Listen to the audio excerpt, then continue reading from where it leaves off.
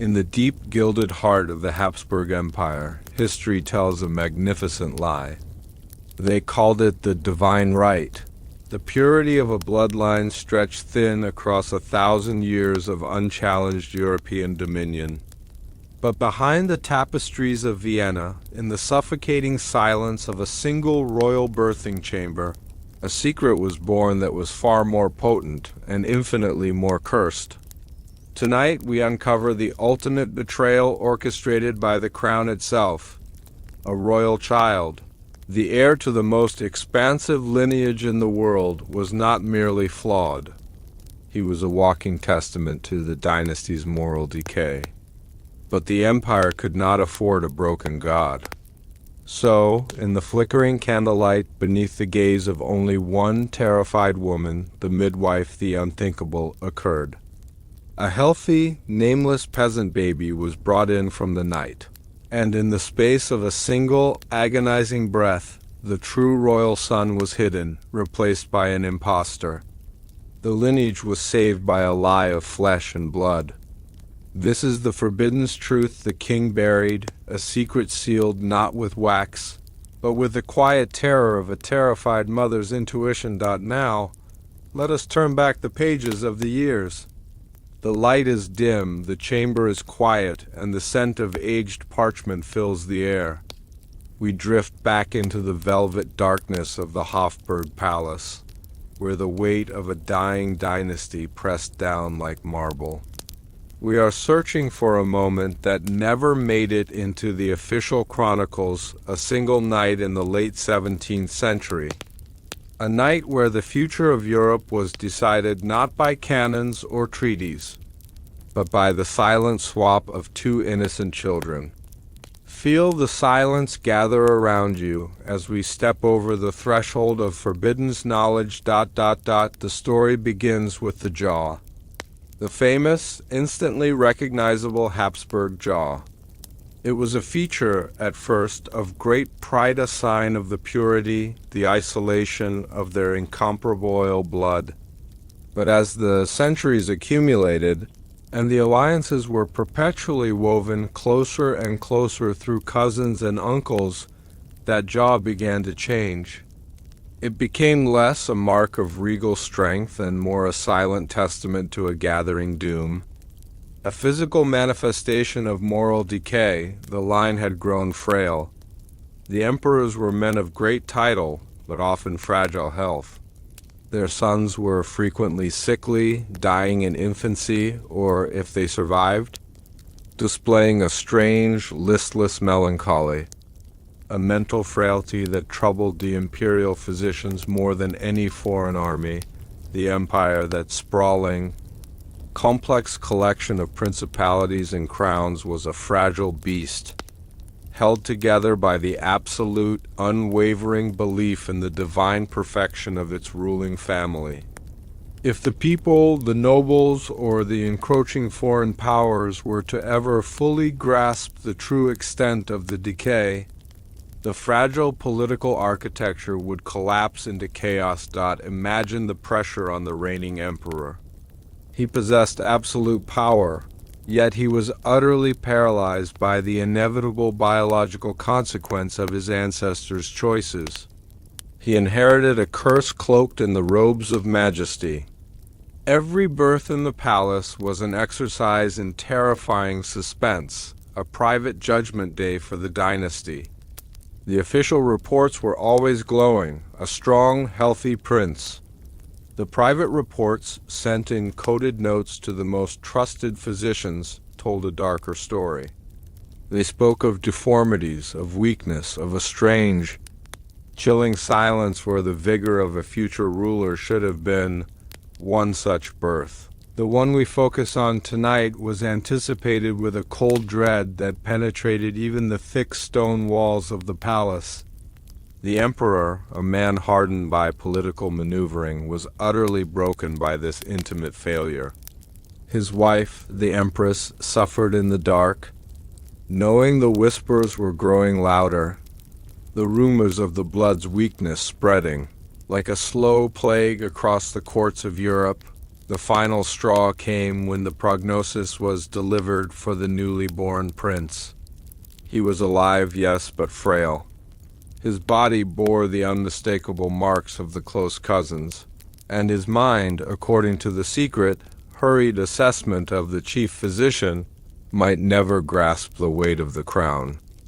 The physician, a man named Dr. Altdorf, a man whose loyalty was bought not with gold, but with the terror of his own family's safety, knew a decision had to be made. The emperor stood by the window, gazing out over the dark, sleeping city of Vienna. He wasn't looking at his capital. He was staring at the abyss of his dynasty's end. The fall would be violent, not merely a political defeat, but a shattering of the spiritual order of the Holy Roman Empire itself. His decision, born of panic and absolute self-preservation, would become the greatest, most forbidden secret of the Habsburg line. The dynasty could not save its blood, but it could save its image. It could swap the flawed truth for a perfect lie. And for that, he needed the one person who could execute the plan in absolute solitude, the midwife. Frau Agnes. Frau Agnes was not a member of the court. She was a woman of quiet competence, drawn from the city's best birthing practice, chosen precisely because she had no existing loyalties to the imperial families, only to the sanctity of the moment of birth. Yet that sanctity was about to be profoundly violated. The emperor's order was relayed not through him, but through Dr. Altdorf late on a cold, rain-slicked afternoon. The instructions were simple, terrifying, and contained the full weight of high treason. Agnes was to be the sole witness to the birth. The official guards, nurses, and even the Empress's ladies-in-waiting would be dismissed under the pretense of a severe quarantina, a common enough occurrence in a palace paranoid about illness. The instruction sheet, which Agnes later burned to ash and scattered in the Danube, spoke of 2 children. One was the royal heir, already born, who would be quietly removed and taken to a place known only as the Kaiser's shadow, palace's secluded wing in a remote hunting lodge, designed to be a gilded prison for the dynasty's inconvenient truths. The second child was already waiting. The procurement of the substitute was a cold, efficient masterpiece of state manipulation. Dr. Altdorf used the city's vast network of charities and orphanages. He was searching for the perfect physical specimen, a newborn boy of the right age, possessing an almost unnerving physical resemblance to the young emperor, but entirely free of the genetic markers that plagued the ruling house.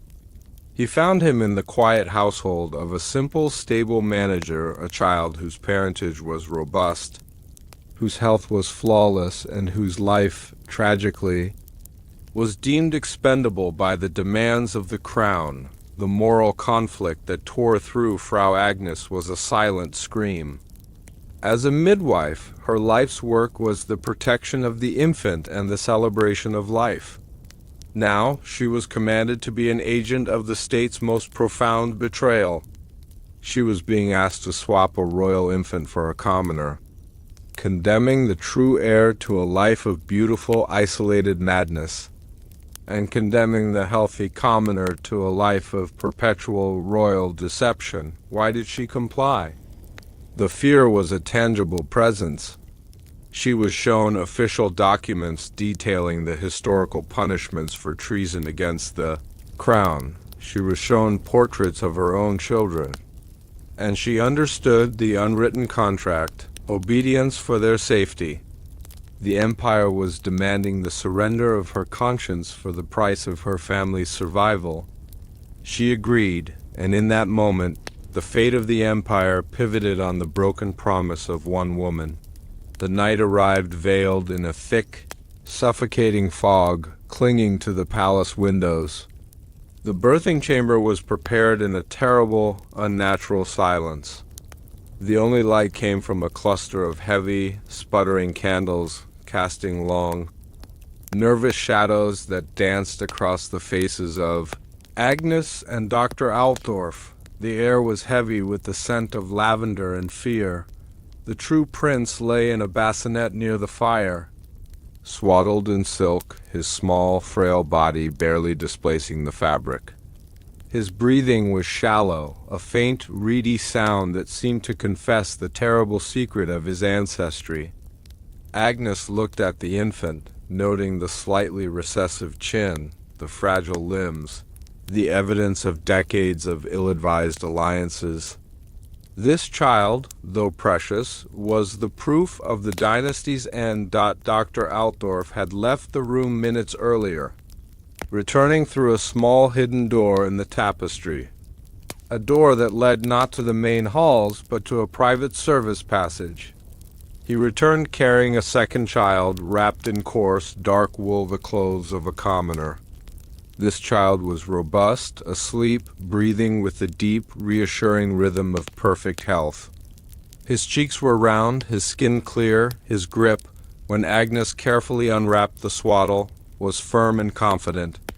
He was perfection, stolen from anonymity and thrust toward a gilded destiny that was not his own. The physical exchange itself was swift, a terrible ballet performed in silence. Agnes carefully unwaddled the true prince, noting the small silver imperial medallion woven into the fabric. She then took the commoner child, placing him into the silk swaddling, ensuring the royal crest was prominently displayed. It was a perfect piece of stagecraft. No one, under the cover of the silk and the dim candlelight, would ever know the difference. The lie was now wearing the crown's colors. The true prince, the one born to the purple, was now wrapped in the commoner's coarse wool. He was placed gently into a plain wooden basket, destined for the secret carriage waiting in the mews. Agnes could feel the faint tremor in her hands, a moral shudder that no amount of prayer could erase. She had just performed the greatest treason against a child imaginable, yet, in the Emperor's twisted view, the ultimate act of fealty to the empire. As the second child, the new, counterfeit prince was prepared to be presented, Agnes had one final, fleeting look at the commoner's face. She whispered a silent, desperate apology into the air, a prayer that was instantly absorbed by the immense, greedy silence of the palace. The swap was complete. The commoner slept peacefully in the emperor's cradle. The true heir was already being spirited away into the cold, silent night. The dynasty was officially secured by forging the very flesh of its future. The moments following the presentation of the new prince were a masterpiece of orchestrated deception. The emperor entered the chamber, his expression a careful mixture of paternal relief and regal duty. He examined the child, not with a father's love, but with a sovereign's critical eye, searching for any flaw. He found none. He looked at Agnes, his eyes cold and empty. A silent message passing between them. The secret is ours. And any whisper means death. The official announcement soon followed, ringing out across the palace halls, carried by courtiers who had no idea they were celebrating a lie. A healthy, robust prince, a testament to the strength of the empire. The public rejoiced, the bells of Vienna rang, and the myth of the unshakable Habsburg bloodline was revitalized. But for Frau Agnes, life became a quiet torment. She was handsomely rewarded, given a small fortune, and relocated to a distant, quiet town in the countryside. She was given a villa, a small estate, and enough gold to live in comfort for the rest of her life. But the gold felt heavy. Cold a payment for the surrender of her soul, she carried the memory of the two swaddles everywhere. In her quiet moments, she could still smell the contrast, the opulent silk of the royal cradle versus the harsh, damp wool of the commoner's clothes. She would look at her own children, safe and thriving, and feel a crushing guilt. for the two infants whose lives she had fundamentally and irrevocably altered. The political necessity of the act was something the emperor could compartmentalize as state surgical procedure. But for Agnes, it was a constant, haunting betrayal. The commoner child, now dressed in purple, would live a life of immense power, but never know his true roots. He would forever be an impostor, a stranger in his own body, raised in an environment that worshipped the bloodline he did not possess. The true prince, meanwhile, was condemned to a life of luxurious oblivion, kept as a silent testament to the family's shame. This was the true nature of the moral decay, not merely the genetic failure, but the cold, calculating cruelty of sacrificing innocence to preserve. Political appearance. Agnes tried to find solace in the thought that she had saved the empire from certain chaos. She told herself that the political stability of millions outweighed the fate of two infants. But every night when the wind howled outside her new grand villa, she heard the shallow, reedy breath of the true prince and the hearty, unfamiliar cry of the impostor who lay in his place. The secret was a burning brand on her conscience, a knowledge so forbidden that she could not even confess it to a priest. The midwife, the witness to the dynasty's greatest fraud, had become the first silent victim of the golden cage, the longevity of the Habsburg Empire.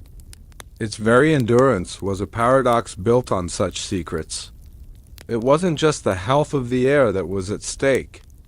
It was the integrity of the narrative.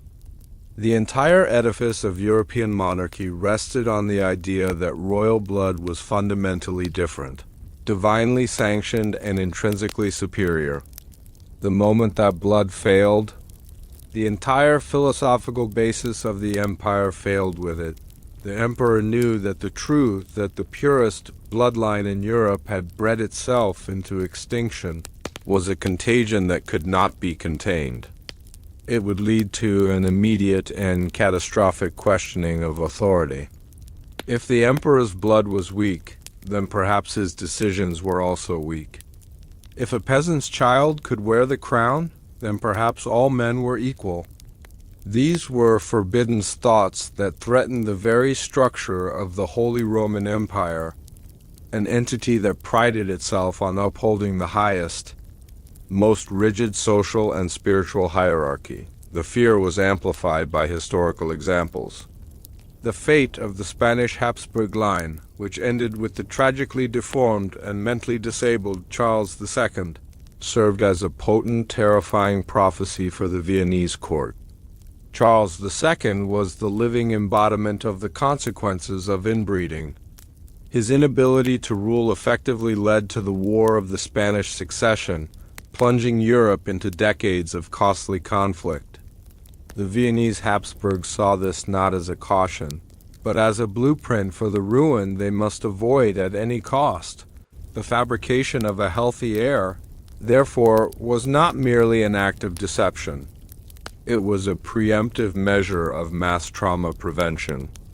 It was a conscious choice to substitute biological truth with political utility. Dr. Altdorf and the Emperor, in their chilling calculation, were acting as the supreme custodians of the state's narrative, performing a historical correction with a scalpel and a shroud. The common people, who revered the Habsburgs with a deep, almost religious conviction, were the ultimate target of this deception. They needed a handsome, strong emperor to believe in, a figurehead who radiated strength and stability. The substitute prince provided this flawless veneer. As the decades passed, the new line of emperors would indeed be physically and mentally robust, leading the empire through wars and treaties, their confidence rooted in their peasant vigor. While the world believed they were witnessing the triumph of the divine right, this layer of forbiddance, knowledge was passed down through a tiny, terrified cabal, the chief physician, the emperor, and perhaps one or two senior cardinals in the church who were complicit in validating the health of the heir. The documents detailing the swap were sealed in a lead-lined box and buried beneath the Imperial Library, protected by 3 separate codes and a terrible oath of silence.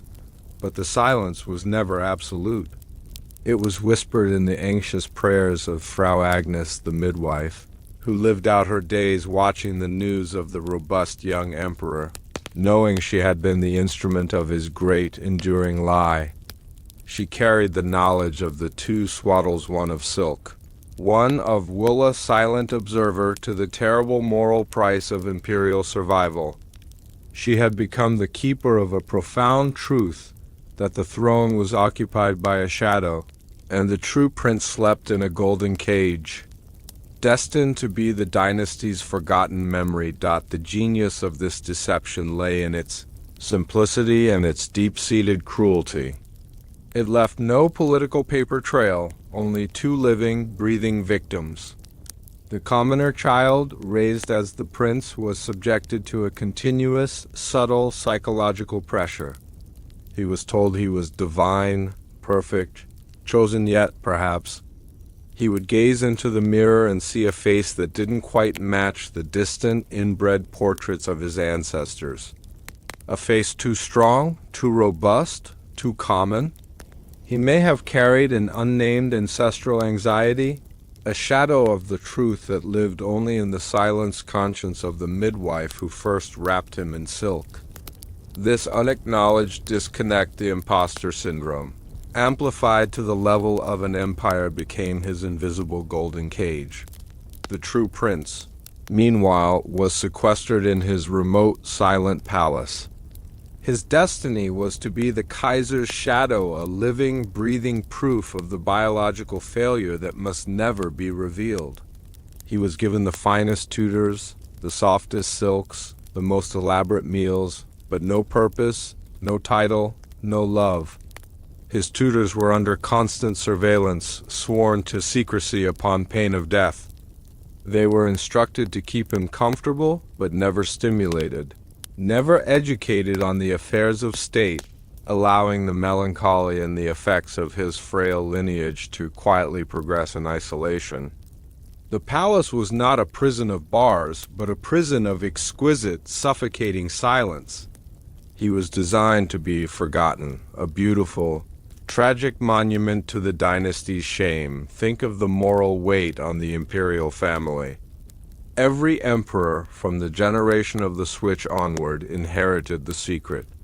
They would be taken by their father to the hidden archives, shown the lead-lined box, and told the forbidden knowledge of their own commoner ancestry.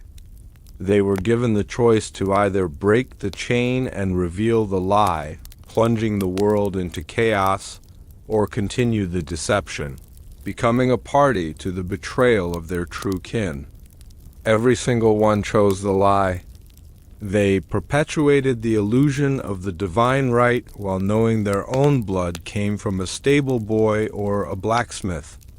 This was the true, ultimate moral decay, the willingness to sacrifice truth and familial love for the preservation of political power.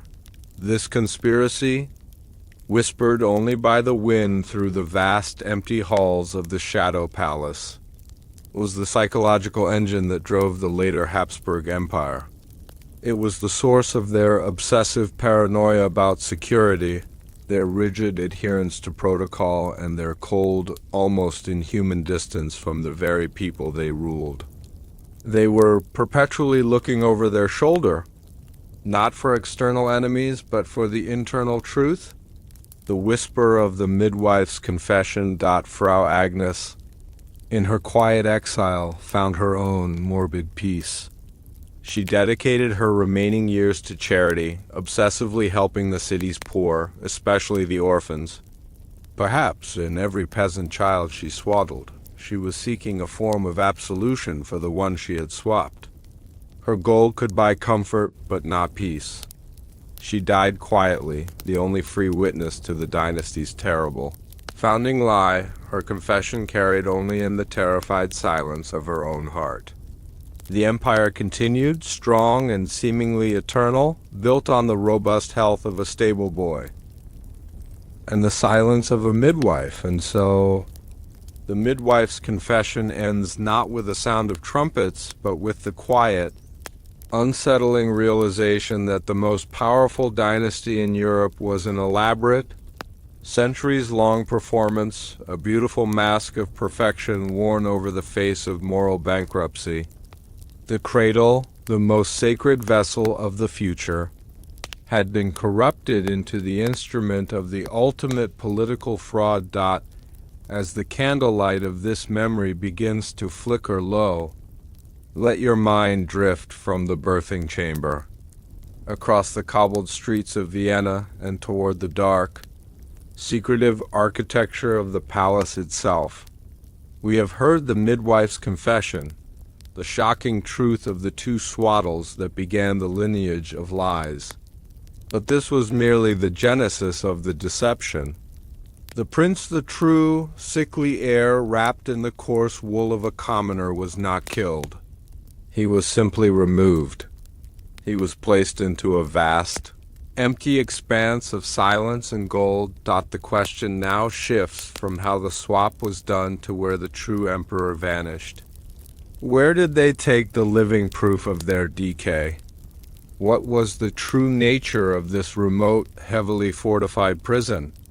How did the empire, known for its sprawling bureaucracy, manage to erase a child of the royal blood from every single historical, financial, and personal record? The conspiracy had to build a fortress of secrecy, a place designed to contain the empire's most terrifying truth. Next, we must follow the trail of the true prince, the hidden evidence of the Habsburgs' curse. We must explore the plans, the hidden documents, and the code names that created this beautiful, terrible isolation. Close your eyes now, and let us slowly walk through the night, past the royal guards until we find the forgotten path, leading far away from the light of the Hofburg toward the secret decree of the Imperial Physicians. The great betrayal of the Habsburg bloodline began not with an assassin's blade, but with a doctor's signature. Behind the grandeur of the empire, the true ruler was not the emperor, but the terrifying fear of biological failure. To cover the moral decay of centuries of inbreeding, the Imperial Physicians were ordered to commit a crime against nature and history itself. They crafted a document, a single, sealed parchment known only as the secret decree. This was not a medical file. It was a warrant for a life sentence. It legally sanctioned the removal of the true, frail royal heir and mandated the lifelong isolation of the prince to preserve the dynasty's myth. They fabricated a historical lie declaring the true heir unfit for survival and permanently erasing him from existence while elevating an impostor. The physicians, sworn to heal, became the architects of the curse. This is the forbidden truth the king buried, hidden in a diagnosis that sealed a prince's fate. Now, let us turn our attention from the intimate trauma of the birthing room to the cold, analytical horror of the imperial cabinet. We are searching for the parchment that justified the swap, the document that turned a panicked act into official state policy. The chamber is dim, lit only by the faint light filtering through heavy velvet curtains. The scent here is of expensive ink and old leather. Feel the silence gather around you as we trace the careful, chilling penmanship of the physicians who codified their treason into law. The secret decree was a masterpiece of cold, clinical justification. It existed for one purpose only, to create an unassailable legal shield around the act of substitution. After the midwife, Frau Agnes, completed the agonizing swap, the emperor and his chief physician, Dr. Altdorf, knew the greater danger was the potential discovery of the truth years later. A whisper of dissent, a misplaced record, or a deathbed confession could shatter the empire. The decree was not written in the flowery language of courtly life, but in the precise, unambiguous Latin of medical and legal precedent. It was not signed by the emperor, that would be too direct, too traceable. It was signed by a select committee of the Imperial Physicians and countersigned by the Grand Cardinal, lending it a terrifying blend of scientific and spiritual authority. The document essentially declared the true royal infant as non-viable for the purposes of succession.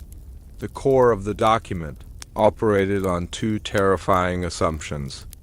First, it stated that the true infant suffered from an unnamed hereditary maladia, divine weakness of the spirit and flesh that rendered him incapable of inheriting the mantle of power. This was a direct yet coded admission of the genetic moral decay within the Habsburg line. Second, it provided explicit instructions for the prince's ongoing care, demanding his immediate, permanent removal to a secure, distant location, which they codenamed Sanctuary Aegis. This medical justification was the emperor's psychological escape hatch. He was not murdering his son. He was merely isolating a patient whose illness was too contagious for the health of the state. He outsourced the moral burden of betrayal to the medical establishment, turning a personal, agonizing decision into a bureaucratic necessity. Imagine the physicians themselves, men of science and learning, forced to betray their oaths. Dr. Altdorf, the primary architect, labored over the wording for 3 agonizing days. He had to ensure that the language was vague enough to prevent later medical interpretation, yet specific enough to authorize the full weight of the Imperial Guard in enforcing the isolation. Every clause in the decree was a lie, meticulously crafted to prevent the exposure of the greater lie that the new prince in the cradle was a peasant. The decree itself was sealed in lead and placed within the hidden vault beneath the Imperial Library, joining the midwife's silent testimony as a piece of forbiddance. Knowledge forever locked away from the light of history, this document became the curse worn by every subsequent imperial physician. They inherited the knowledge, the responsibility, and the terrifying silence required to maintain the dynasty's immaculate facade. The true genius of the secret decree lay in its power to weaponize diagnosis. In the 17th and 18th centuries, the line between medicine, astrology, and divine blessing was blurry. A royal physician's word was considered almost as authoritative as the Pope's. By framing the prince's condition as a divine weakness, the doctors preemptively silenced theological objections.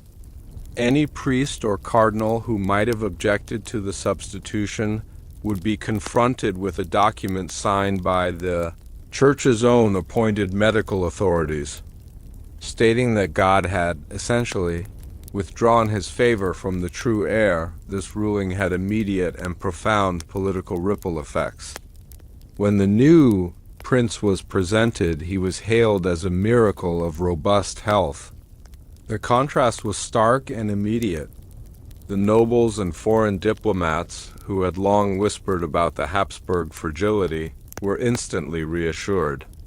The decree served as the ghost story, the frail child who almost became emperor, cautionary tale that only reinforced the legitimacy of the vigorous substitute. Furthermore, the decree specified the complete and total erasure of the true prince from every state record. No birth certificate was filed. No baptism was officially logged. He ceased to exist not just politically but archivally.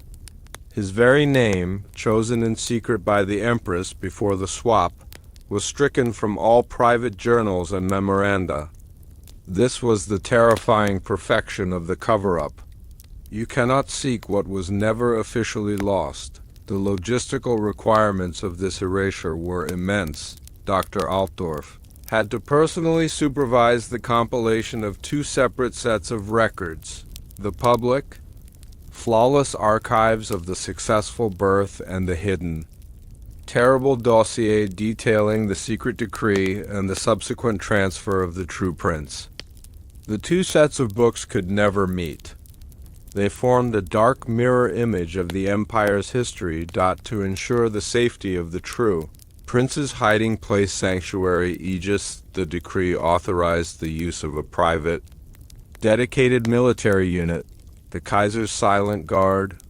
These men were chosen for their loyalty to the emperor alone, sworn into secrecy with an oath so ancient and terrifying that it surpassed even the loyalty required for the imperial army. They were given a separate chain of command, separate rations, and a separate, non-existent payroll.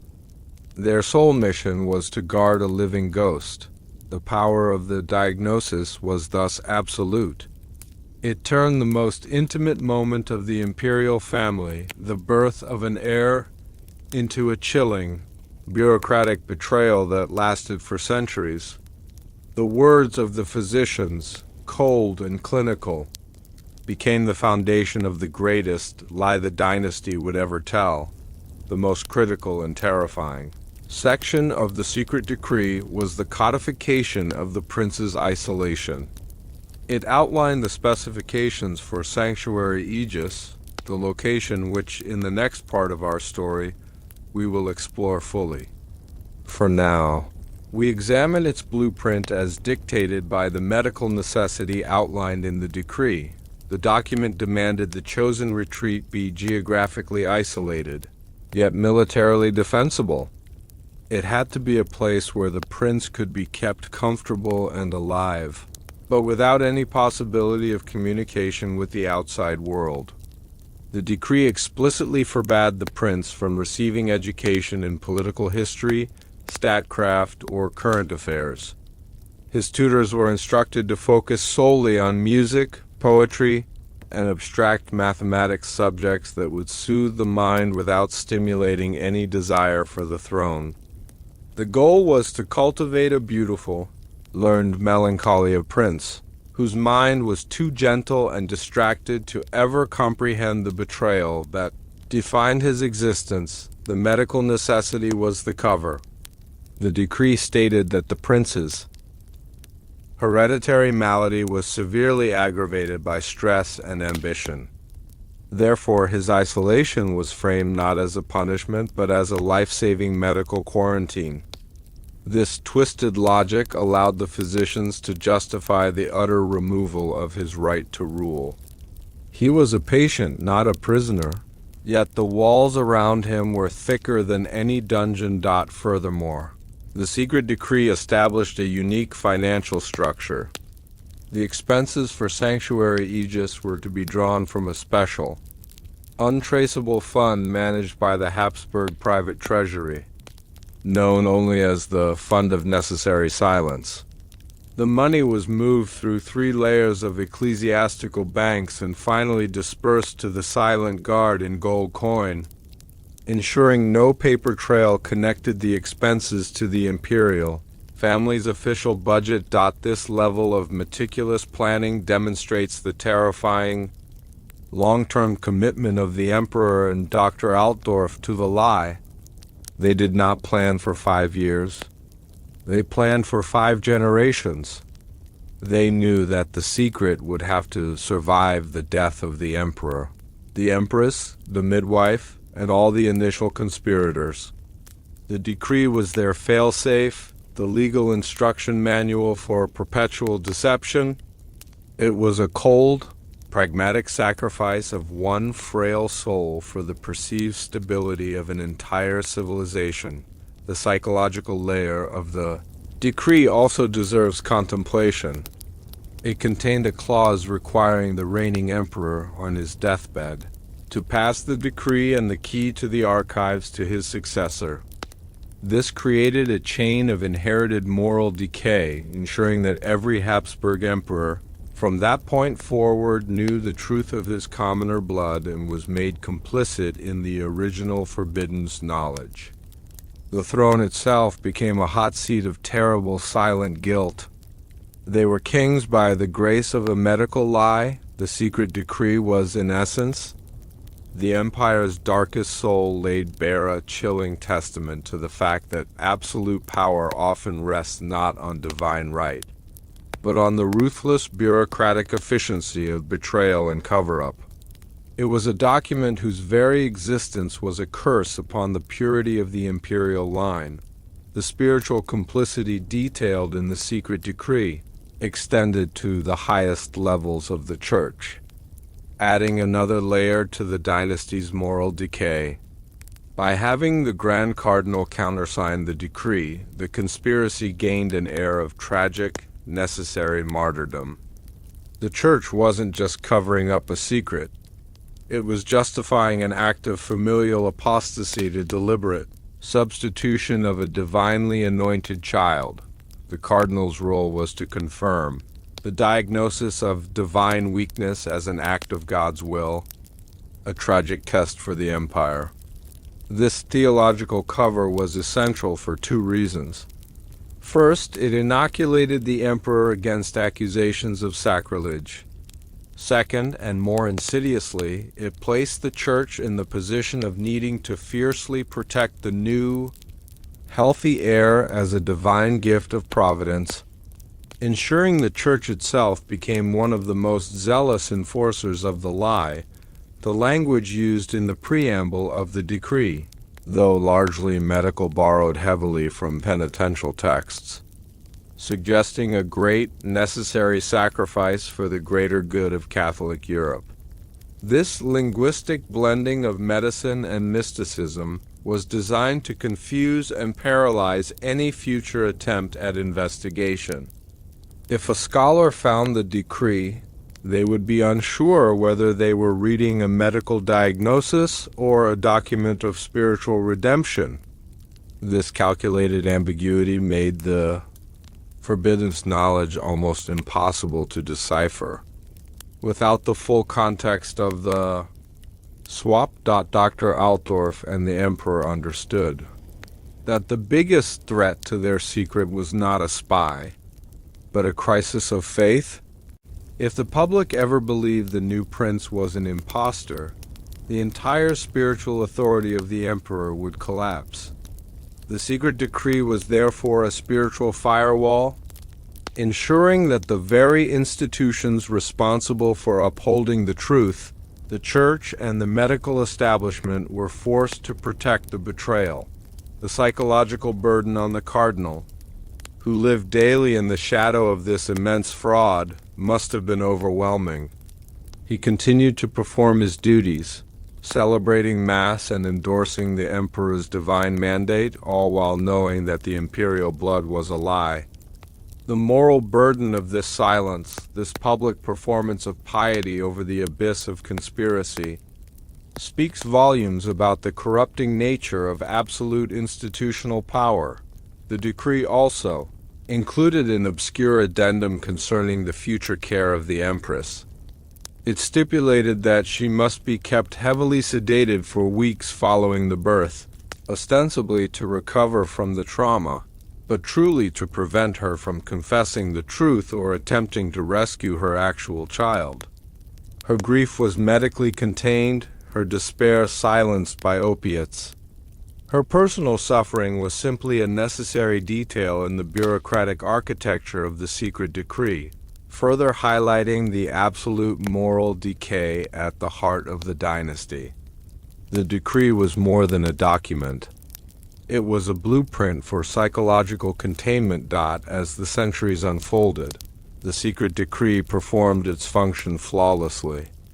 The Habsburgs maintained their thrones, their vigor seemingly restored, their bloodline appearing miraculously resilient against the fate of their Spanish cousins.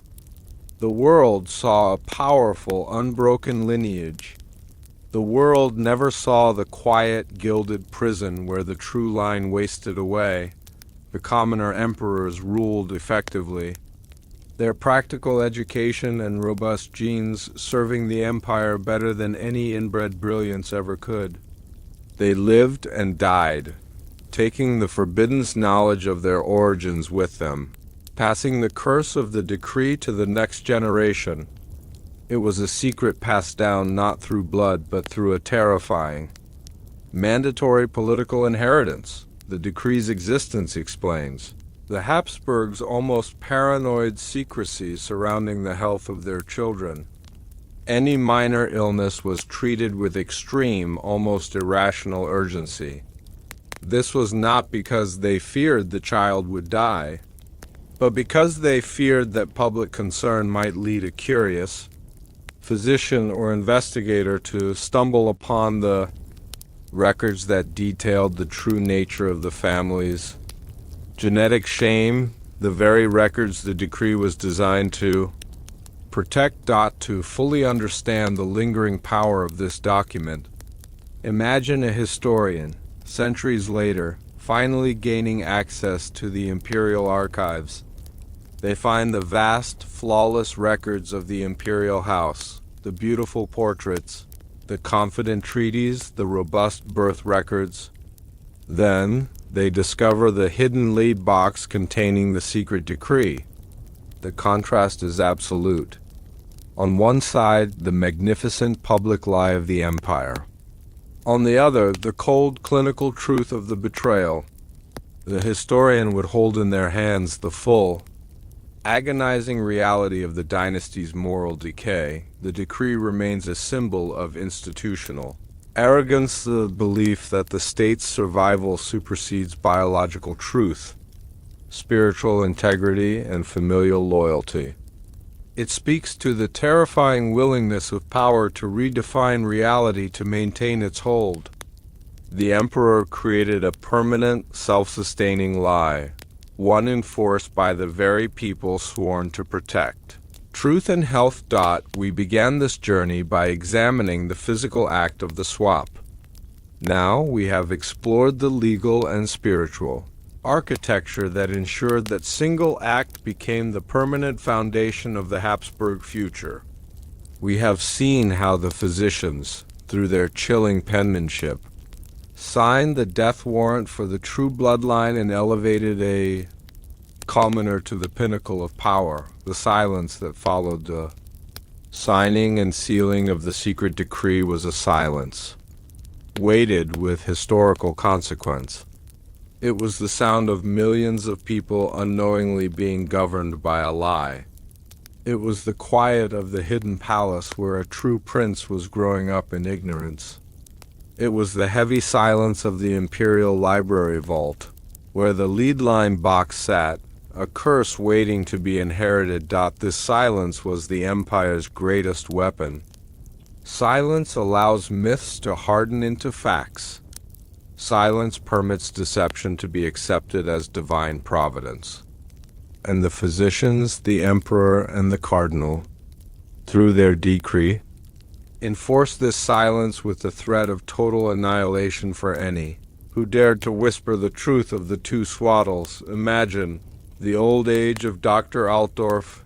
Did he ever gaze upon the reigning emperor, the robust, intelligent impostor, and feel pride in his terrible act of statecraft? Or did he feel the chill of the betrayal every time he saw the imperial crest, knowing what biological shame it truly represented? He had saved the empire from a succession crisis, but he had damned its soul to perpetual moral decay. The forbidden knowledge he carried was his greatest achievement and his most agonizing burden. The historical paradox endures. The Habsburgs, by attempting to secure the purity of their line through continuous inbreeding, destroyed it. And by replacing the biological truth with a healthy commoner lie, they secured their dynasty for centuries more. The decree is the tangible evidence of this paradox, a document of failure that guaranteed success. Let the weight of this deception settle over you.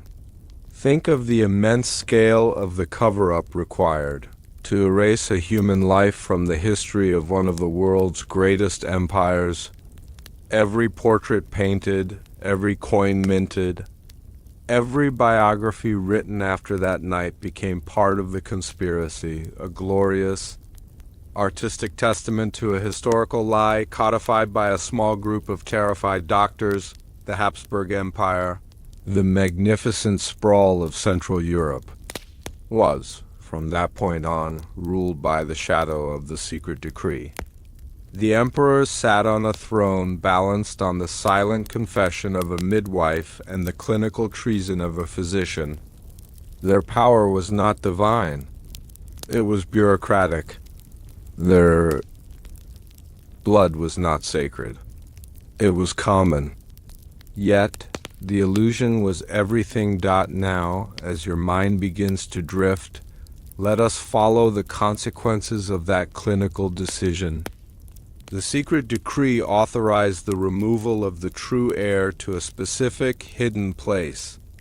It was a place constructed and maintained to be the ultimate historical dead end. We must now leave the safe confines of the imperial cabinet and journey into the remote, silent countryside. We must find the location that the physicians so chillingly detailed in their document. The prince was not merely sent away. He was perfectly isolated, placed inside a prison of comfort where the walls were made of gold and the silence was deafening.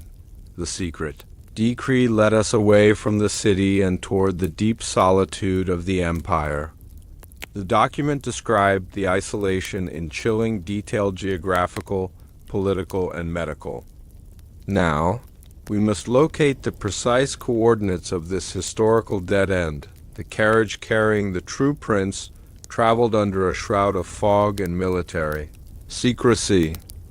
It passed through villages, forests, and valleys until it reached a place known only to the emperor and his most trusted general.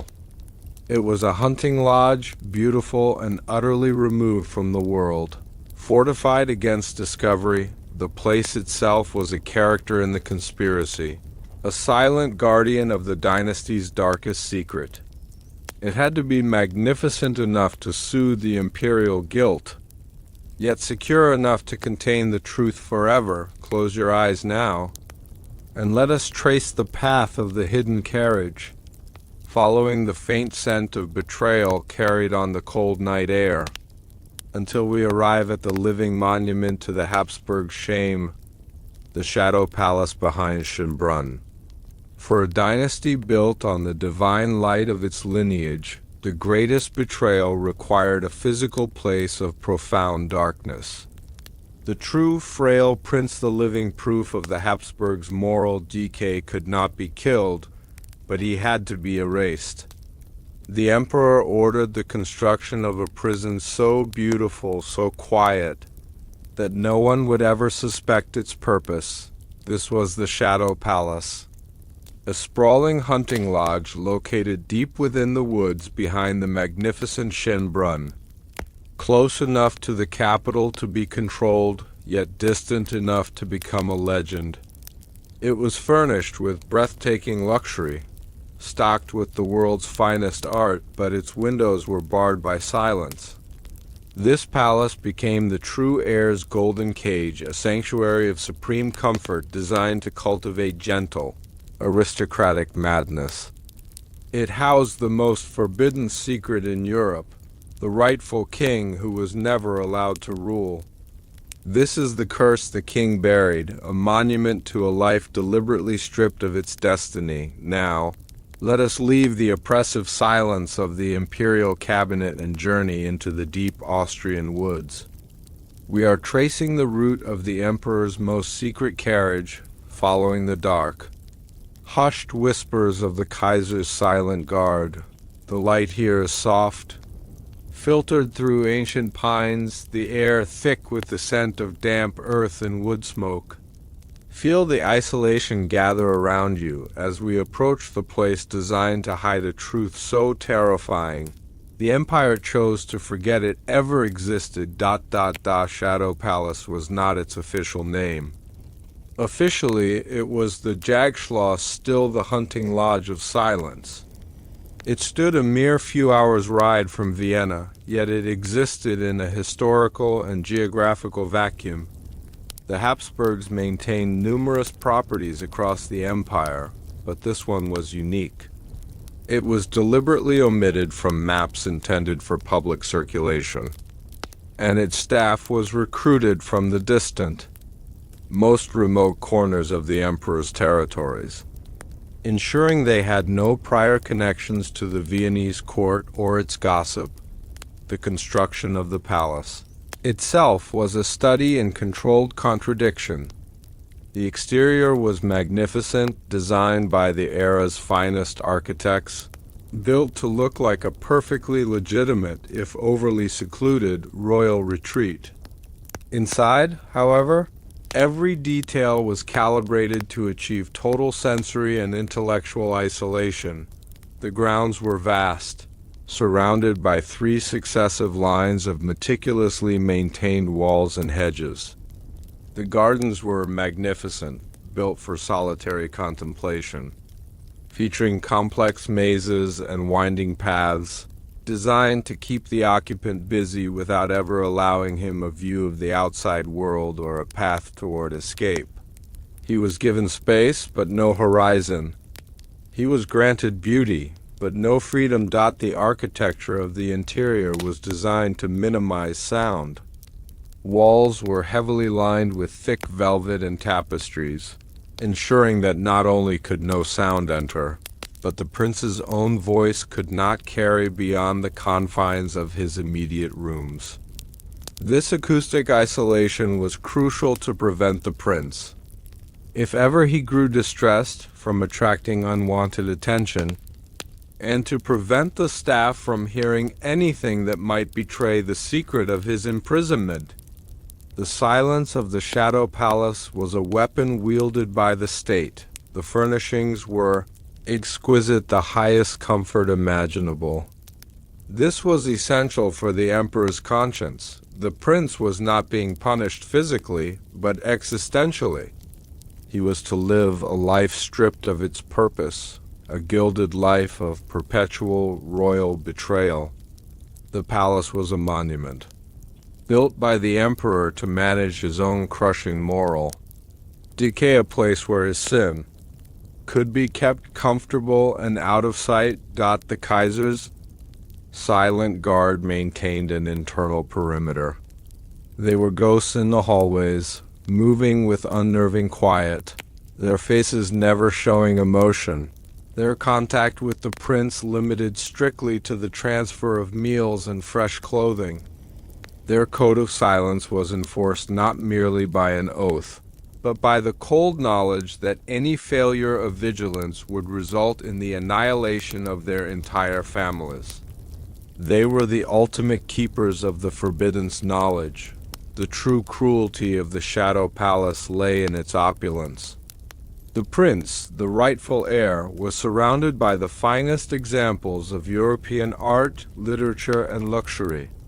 He lived better than 99% of the nobility, yet his life was utterly meaningless. This was a psychological prison designed to break the will through sheer comfort and boredom. The emperor had instructed that the prince be given every comfort imaginable, but never any purpose. His massive library contained only ancient texts, classical poetry, and philosophical works that spoke of fate and destiny, carefully curated to avoid any discussion of contemporary politics, military strategy, or the history of the Habsburg line. He was to be educated in eternity, not in empire. He was to be a poet, a philosopher, a beautiful, frail mind utterly divorced from the real-world power that was his birthright. The Imperial Physicians, who had authored the secret decree, sent periodic, coded reports regarding the prince's condition. These reports were not about health, but about compliance. They monitored his mood, his engagement with his tutors, and most importantly, the progression of the divine weakness, the very genetic frailty that justified his confinement. The goal was to ensure his health was maintained enough to prevent an easy death, but not so much that he ever became vigorous enough to demand his rights. His daily routine was a rhythmic, unchanging cycle: reading, music, solitary walks in the guarded gardens, and elaborate meals eaten alone. The monotony was a tool of his imprisonment, a silent way to ensure his mind remained preoccupied with the abstract, incapable of focusing on the concrete political lie that defined his existence. Think of the psychological toll on the prince. He knew he was important. He wore fine clothes, ate from silver, and lived in a palace. Yet he never saw a visitor, never received a letter, and never once heard the bells of the city. He was a prince without subjects, an heir without an inheritance. He lived in a state of unresolved destiny, which the emperor hoped would lead to a gentle, manageable madness, the Empress, who was never allowed to visit, sometimes sent small, anonymous gifts, a book of poetry, a hand-stitched handkerchief, messages of a mother's betrayal mixed with agonizing love. These items would be meticulously checked by the silent guard, stripped of any hidden meaning, and then allowed to pass, serving only to perpetuate the prince's profound sense of isolation and mystery. The Shadow Palace was not merely a secret location. It was a psychological experiment in royal isolation. The greatest security measure of the Shadow Palace was not its walls, but the absolute discipline of the Kaiser's silent guard. This unit, typically consisting of no more than 30 men, were the only individuals who knew the full truth of the two princes. They operated outside of the normal military chain of command, answering only to a single trusted general appointed by the emperor, who also was a signatory to the secret decree. The guard's routine was terrifyingly precise. Shifts were long, communication was restricted to hand signals, and contact with the prince was strictly limited to the absolute necessary minimum. They were instructed never to look the prince in the eye, never to answer any question about the emperor or the outside world, and never to mention Vienna. They were living, breathing walls, enforcing the silence of the golden cage. The guard's food, supplies, and pay were delivered via a weekly, highly choreographed drop-off at a remote crossroads, handled only by the trusted general and overseen by Dr. Altdorf's emissary. This logistical isolation ensured that no servant or contractor from the outside world ever discovered the palace's true purpose or population. The entire operation existed in an official blind spot, a black hole in the imperial budget sustained by the Fund of Necessary Silence over generations. The Shadow Palace faded into local legend, becoming the most effective form of misdirection. Locals near the property spoke of the Schloss der Schatten, the Castle of Shadows, a place inhabited by a mad, silent relative of the emperor, driven insane by the pressures of the Habsburg curse. These rumors were deliberately encouraged by the emperor's agents. A mad relative was acceptable. A healthy, rightful heir locked away by a betrayal was a disaster. The myth became the perfect camouflage for the forbiddance. Knowledge, the legend served a psychological purpose for the dynasty as well. Whenever the ruling emperor, the commoner substitute, felt the crushing weight of his lie, the existence of the Shadow Palace served as a dark anchor. It was the physical manifestation of the price of the crown, a constant reminder that if he failed in his duties, the public might uncover the genetic truth, and the beautiful, frail prisoner could become a political rallying point for rivals. The palace was both a tomb for the true heir and a powerful warning to the impostor. The palace itself, therefore was not merely a hiding place, but a tool of governance, a perpetual threat used to enforce the moral decay of silence and complicity across the centuries. It ensured that the emperors of the commoner bloodline would be as ruthlessly secretive as the emperor who first orchestrated the swap. As the true prince grew older within the beautiful confines of the Shadow Palace, a strange reality began to settle over him. He was deeply intelligent thanks to his high-quality, though carefully censored, education. He possessed a keen artistic sensibility, spending hours sketching the elaborate garden hedges and the intricate carvings on his own private furniture. Yet he was chronically fragile, prone to long bouts of unexplained melancholy and fevers, the physical manifestations of the divine weakness that the emperor feared. His most persistent puzzle was the portraits. The palace was filled with paintings of historical Habsburgs, stern, proud faces with the unmistakable jutting Habsburg jaw. The prince would stare at these portraits, spending hours in the large, silent gallery. He would trace the genetic markers, the distinct nose, the heavy brow. He saw the pattern, the consistent, powerful look of the dynasty. Then he would turn to his own reflection. His own jaw was subtle, his features softer, his expression often bewildered. He knew he was of the family, yet he didn't quite look like the family. This became his deepest, unspoken question, a piece of forbidden knowledge that gnawed at his aristocratic soul. Why was he different? Why did the fierce, proud faces in the gallery seem to judge his softer, more contemplative countenance? His tutors, sworn to the secret decree, had rehearsed their responses for years. They would gently steer him away from the historical portraits, suggesting he focus instead on the abstract landscapes or mythological scenes. They would cite his delicate nature as the reason for his solitude. But the prince was not unintelligent. He understood the silence was a language in itself. He understood that the portraits were telling him a powerful truth about the dynasty, and that his own face was telling him a powerful truth about himself. His existence was a daily act of resistance against the lie. His tutors encouraged poetry and music as a way to dissipate his energy into safe, non-political pursuits. But the prince began to write his own secret verses, coded lines about a king in a gilded cage, about a throne built on glass, and about the terrible, necessary betrayal that had defined his birth. These poems, hidden in the spines of ancient books, were his only act of treason, a private rebellion against the suffocating lie of his isolation. The palace, meant to keep him docile, only sharpened his mind. The isolation deepened his introspection.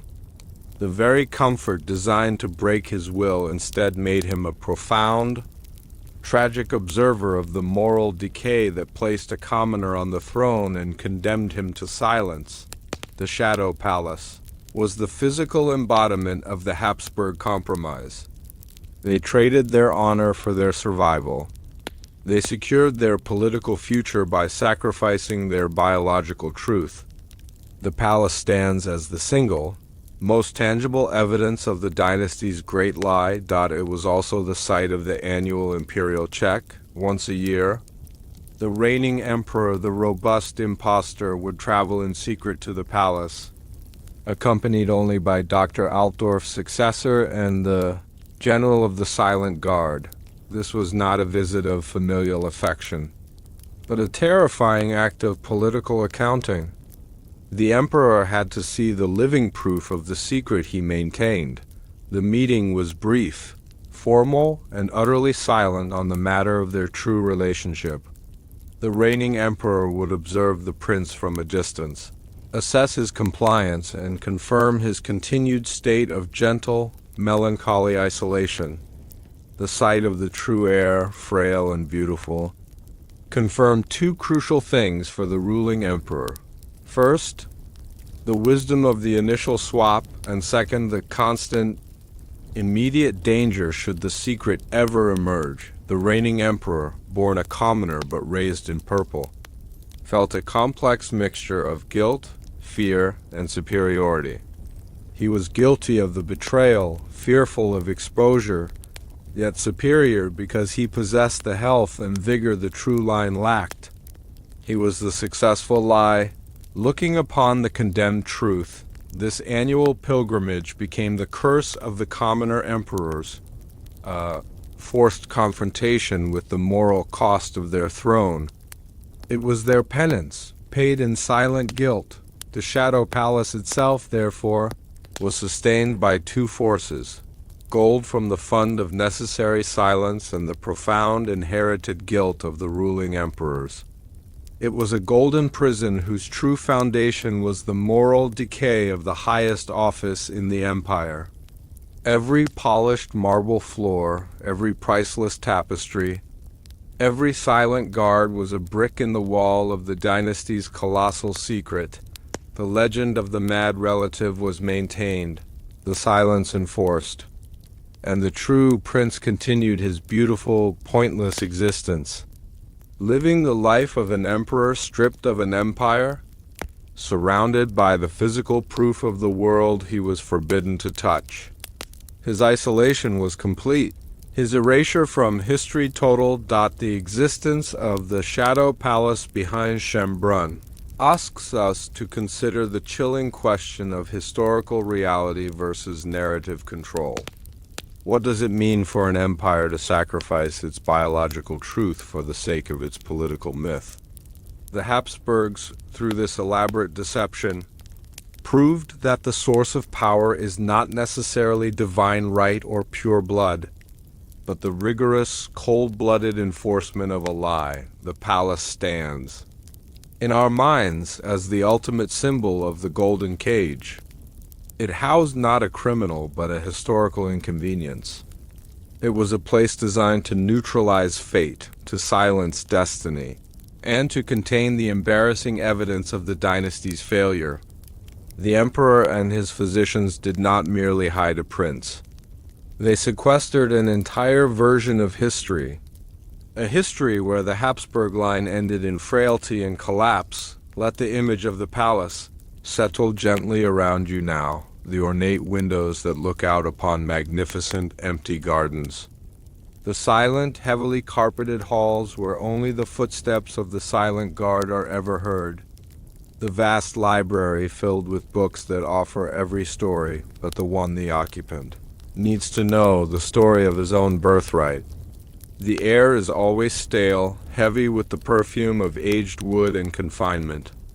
Even the finest silks and the most delicate pastries taste of the single, pervasive truth, isolation. The prince, over the years, might have developed his own unique coping mechanisms, his own rituals of resistance against the suffocating comfort. Perhaps he learned to communicate in codes with the small birds that occasionally landed outside his window, or perhaps he developed a sixth sense for the movement of the silent guard, treating his prison as a vast, elaborate game of hide-and-seek with the shadows of the state. His life was an abstract painting, deliberately unfinished, destined never to be viewed by the world that created him. And the lie continued. The commoner emperors ruled in splendor, their success a testament to the betrayal committed in the birthing chamber. The Shadow Palace remained their dark anchor, the physical reminder that their legitimacy was a fabricated veneer, a magnificent historical illusion built upon the silent suffering of the true. Frail king in his golden cage, the legacy of the palace is not in its beauty, but in its perfect, terrifying silence, a silence that swallowed the destiny of a prince and the honor of an empire. We have traveled from the moment of the swap and through the architecture of its cover-up. We know that the true prince rests in his gilded prison, the Shadow Palace behind Schönbrunn. But our story now turns back to the city, to the magnificent Hofburg, where the counterfeit prince, the commoner child, is growing up.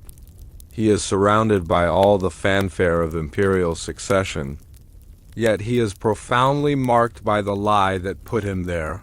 Who was this boy? Taken from humble circumstances and thrust into the blinding light of the divine right? What were his origins? And what made him the perfect, uncanny mirror image of the dynasty he was meant to save? Next, we must uncover the secret file detailing the sourcing of the substitution, the meticulous search for a child with the right health, the right look, and the right expendable parentage. We must discover the origins of the lie in the cradle. Close your eyes now, and let us slowly trace the path of the imperial recruiter. Back from the silent woods, through the city's poor quarters, until we find the quiet home and the simple family that provided the savior for the empire's moral decay. The uncanny resemblance of the stable boy, the grand lie of the Habsburg Dynasty, needed two components, a hidden victim and a flawless actor.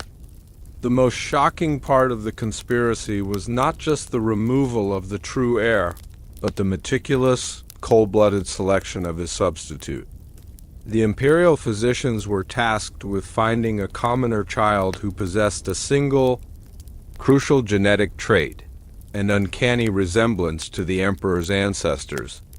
Yet entirely free of the family's debilitating moral decay, the search led to the poorest outskirts of Vienna, to the home of a simple, stable boy. This child, born of robust health and pure anonymity, was the political gold the empire needed. He was stolen from his cradle, his entire humble life erased, to become the cornerstone of the most immense, enduring betrayal. He was the perfect physical shield for the dynasty's curse. This is the forbidden truth the king buried, a life swapped, stolen, and forced into majesty. Now, let us leave the oppressive silence of the secret archives and the hidden palace. We are descending from the gilded world of the court into the simpler, quieter life of the common city. The air here is sharp with the scent of hay and horses, not silk and gilt.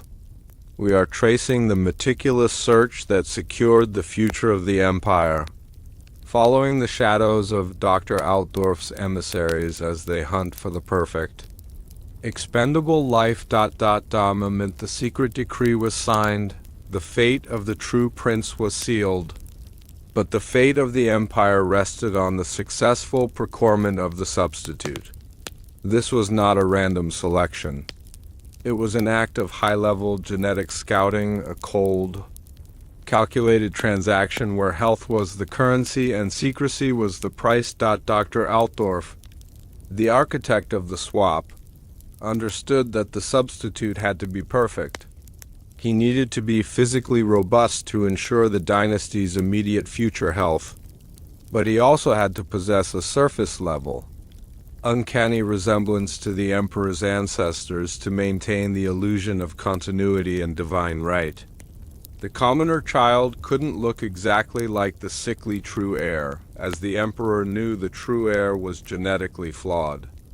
Instead, the child needed to look like the ideal Habsburg, the strong, vigorous prototype that the dynasty had long since destroyed through its own choices. The search was conducted under the guise of an imperial health census, a routine check of the city's poorest neighborhoods to improve sanitation and provide care. This operation granted Dr. Altdorf's agents unlimited, unsuspicious access to newborns across Vienna's vast periphery. They were not looking for poverty. They were looking for biological excellence. The criteria were chillingly precise. The infant had to be male, within days of the true prince's age, and critically, his parents had to be utterly unconnected to the court, easily manipulated, and possess few, if any, strong connections within the city's close-knit community. The greatest asset a child could possess in the eyes of the emperor was the quality of being easily erased. The first few weeks of the search were fruitless. The agents found healthy children, but none possessed the right look, the specific shape of the brow, the set of the eyes, the subtle aristocratic line that sometimes emerges by chance in the general populace. The pressure on Dr. Altdorf was immense. The true prince was fading quickly. The window for the swap was closing. The lie needed its foundation, and it needed it now. The urgency of the situation underscored the profound moral decay of the empire. They were not concerned with saving a life, but with saving the illusion of their own supremacy, even if it meant destroying the lives of two mothers, one royal. One common. The search finally ended in the mews and stables attached to a distant, minor noble's estate, a place far enough from the Hofburg to be irrelevant, but close enough for swift extraction.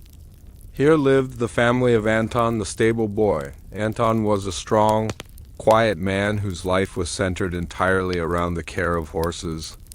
His wife, Elsa, was a woman of simple, deep piety. Their newborn son, also named Anton, lay sleeping soundly in a rough, wooden cradle near the warmth of the stable stove. The agent who discovered the child was a lower-level physician, a man named Herr, who was reviewing the census records. He nearly dismissed the boy, but then, in the dim light of the stable, he saw it, the uncanny resemblance.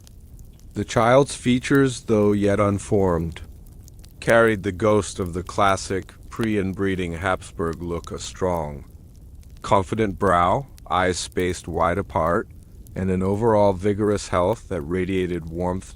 Schiller immediately recognized that this child represented the perfect historical irony. The ideal image of the Habsburg line now existed only in the common stock. Precisely because they had kept their own blood too pure, the curse of the jawline had created an urgent need for the very people the aristocracy usually ignored. The report filed by Schiller was terse and technical.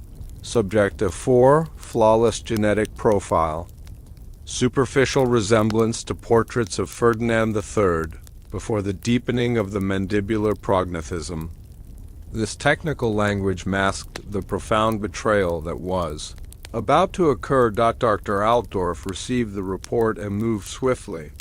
He and the general of the Silent Guard devised a plan. They could not simply take the child. They needed a scenario that allowed for total, silent extraction without bloodshed or lingering suspicion. They chose the method of engineered tragedy. The stable was prone to small accidental fires due to the nature of the work. The plan was simple: create a small, contained fire in the dead of night. Ensure the parents escaped safely, but ensure the child was lost in the manufactured chaos. The grief of the parents would be accepted by the community as a terrible, but understandable, accident. The fire would serve as the perfect tool for the erasure of the substitute's origin. The empire was willing to destroy a family's peace to secure its throne. The night of the extraction was cold and windless, the kind of night where sound carried crisp and clear across the fields, making the required silence all the more difficult to maintain. The imperial agents, led by the general, moved with the stealth of professional assassins. Their mission was not to kill, but to steal a future. They approached the stable dwelling just before dawn, when the common worker's sleep is deepest. The fire was started small, in a pile of old hay far from the main dwelling, designed to create smoke and panic. Not wholesale destruction. As the first tendrils of smoke drifted toward the small cottage, the general waited. The alarm was sounded not by the agents, but by the nervous whinnying of the horses. Anton, the stable boy, woke first, smelling the acrid smoke. He rushed outside to save his animals, pulling the largest stallion clear. Elsa, screaming, rushed toward the cottage door. Momentarily paralyzed by terror, this small window of distraction was the general's opportunity. Herr, the physician who had found the child, slipped inside the smoke-filled cottage. He knew exactly where the cradle lay. In a moment of terrible, quiet efficiency, he lifted the sleeping infant, wrapped him tightly in a dark cloak, and disappeared through the back window, leaving the cradle empty but for a scattering of ash in a small, scorched blanket. Elsa, realizing her child was still inside, screamed and rushed back into the cottage. The agents allowed her to search frantically for several agonizing minutes until Anton pulled her back, tearfully insisting the smoke and flames were too dangerous. The agents then assisted in putting out the small fire, acting as helpful neighbors, confirming the devastating tragedy. The infant was lost to the flames. The parents' grief was genuine, raw, and utterly distracting. The community offered sympathy, pity, and donations. No one questioned the circumstances. The life of young Anton, the stable boy's son, was officially, tragically, and completely erased. He had died in the fire. In reality, he was already miles away, speeding toward the Habsburg, destined to be swaddled in silk and crowned in gold, the perfect, healthy lie that would save the Habsburg Dynasty. This act was the most profound betrayal against a common family, a ruthless demonstration of how cheaply the empire valued the lives of its subjects when the survival of the crown was at stake. The true irony. The most profound piece of forbidden knowledge in this whole conspiracy lay in the genetics itself. The very bloodline that commanded a continent, the Habsburgs, was, in the name of purity, biologically inferior. The blood that toiled in the stables, the commoner's blood, was vital, robust, and capable of endurance. The secret decree mandated the swap, but it was nature that provided the solution. The substitute prince brought to the throne exactly what the Habsburgs had systematically eliminated from their own line: hybrid vigor. He carried the complex genetic defense mechanisms that come from broad ancestry, the resilience forged by generations of life lived outside of the palace walls. The physicians knew that this substitution was the only way to break the curse of the family's choices. They were literally injecting the strength of the common people into the decaying body of the aristocracy. The emperors who would follow this swap would be vigorous, mentally acute, and physically capable, all thanks to the humble blood of the stable.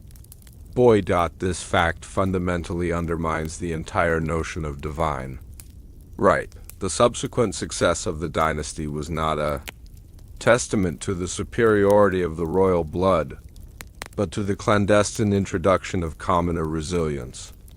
The foundation of the empire's future strength was an absolute, institutional lie. The parents' genuine grief served a secondary, cruel purpose. It provided emotional camouflage.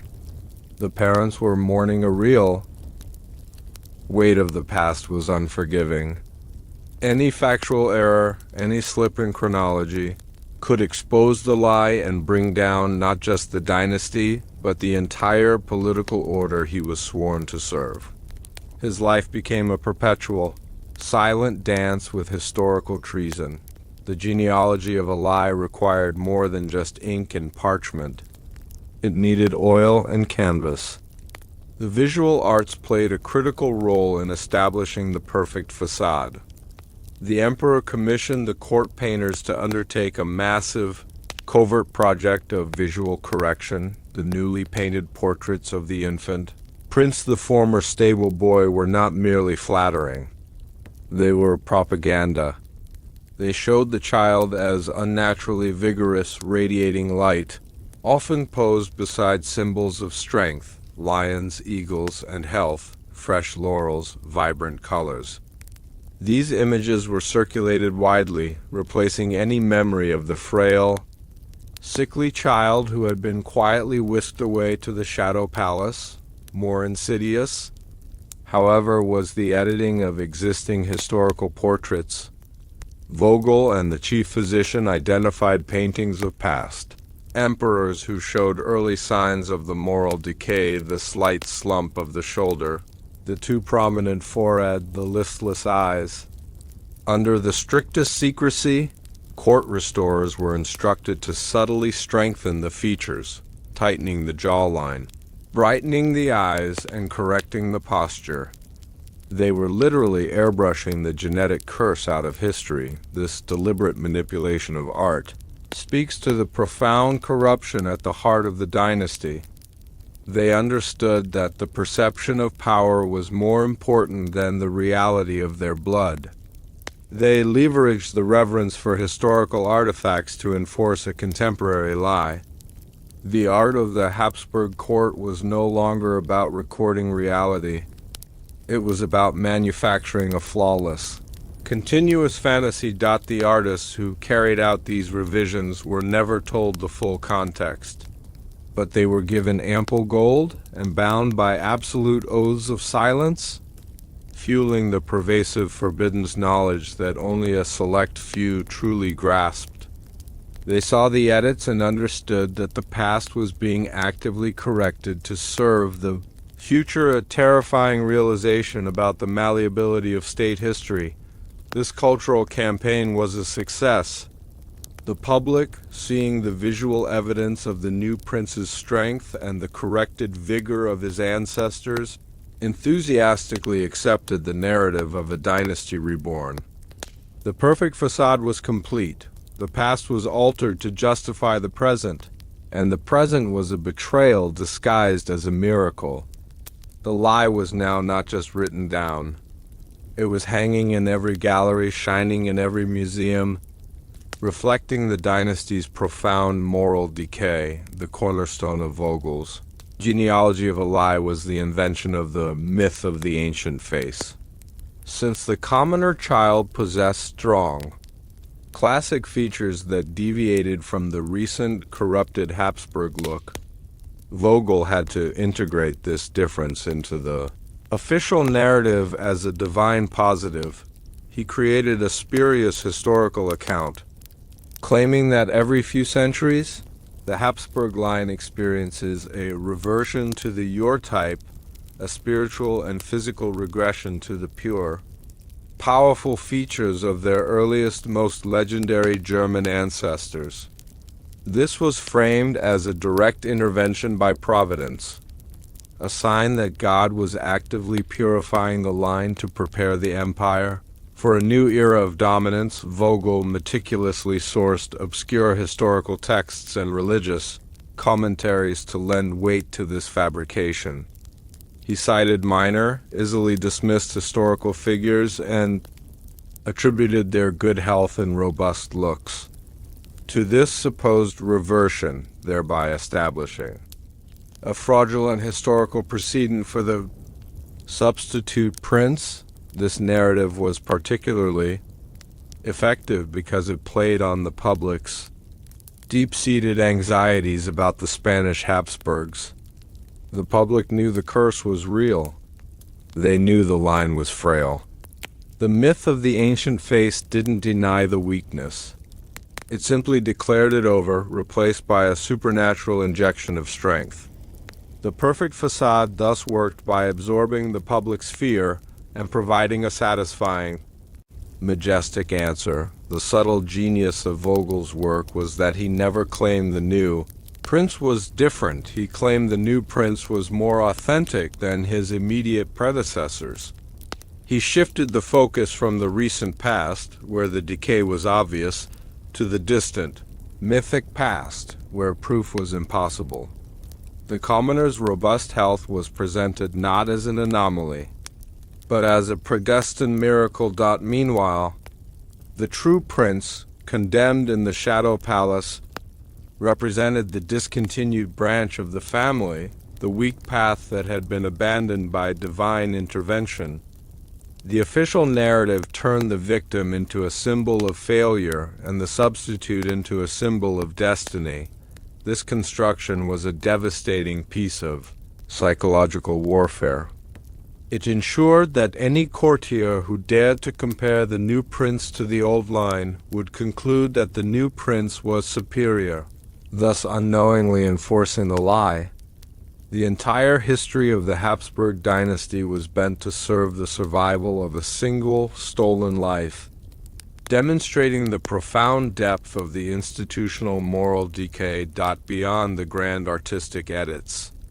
The genealogy of a lie required a meticulous conspiracy of chronology.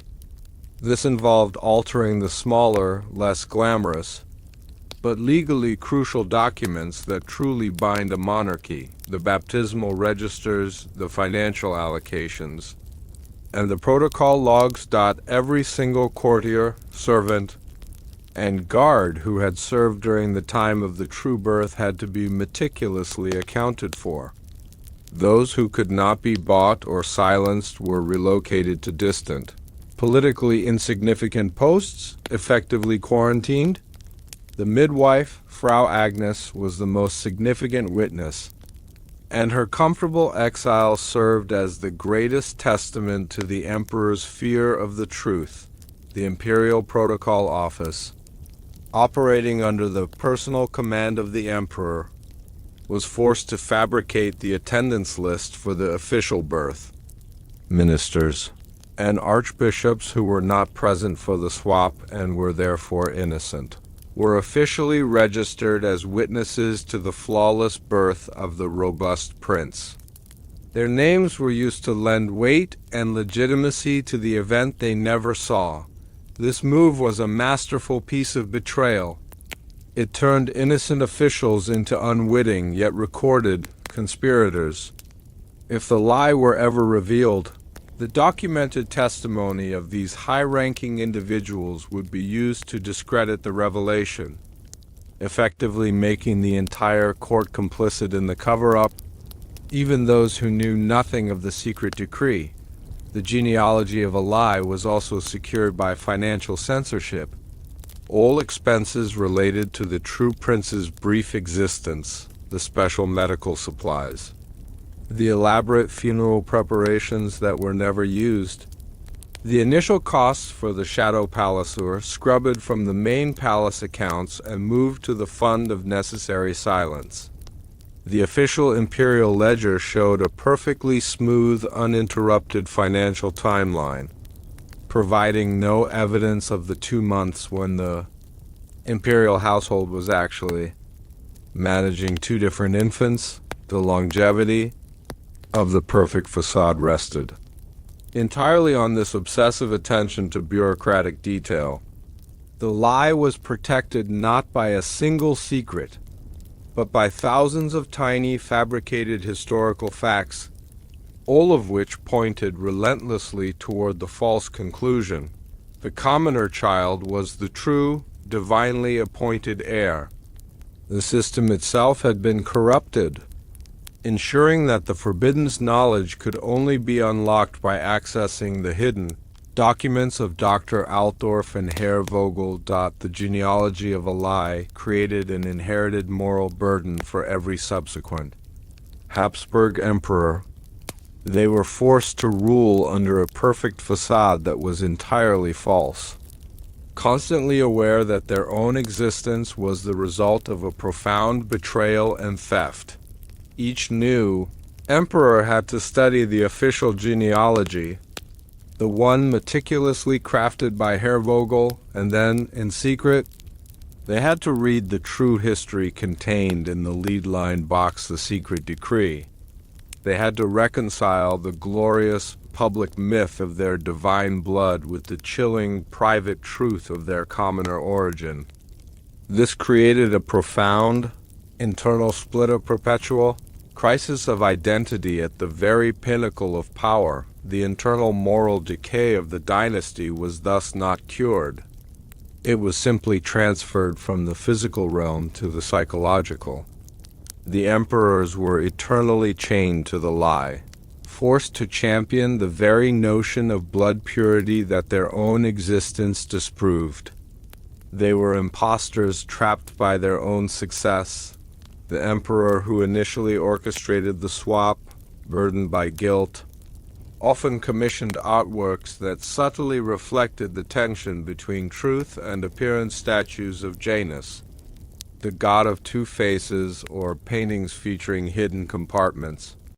These were his private concessions to the truth, his desperate attempt to leave a coded signature of the curse for any discerning future viewer.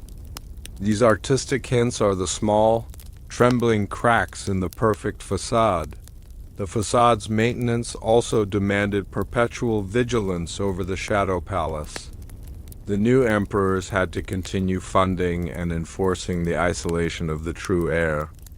They were not only covering up the truth of their own origins, but they were actively ensuring the continued imprisonment of their true cousin.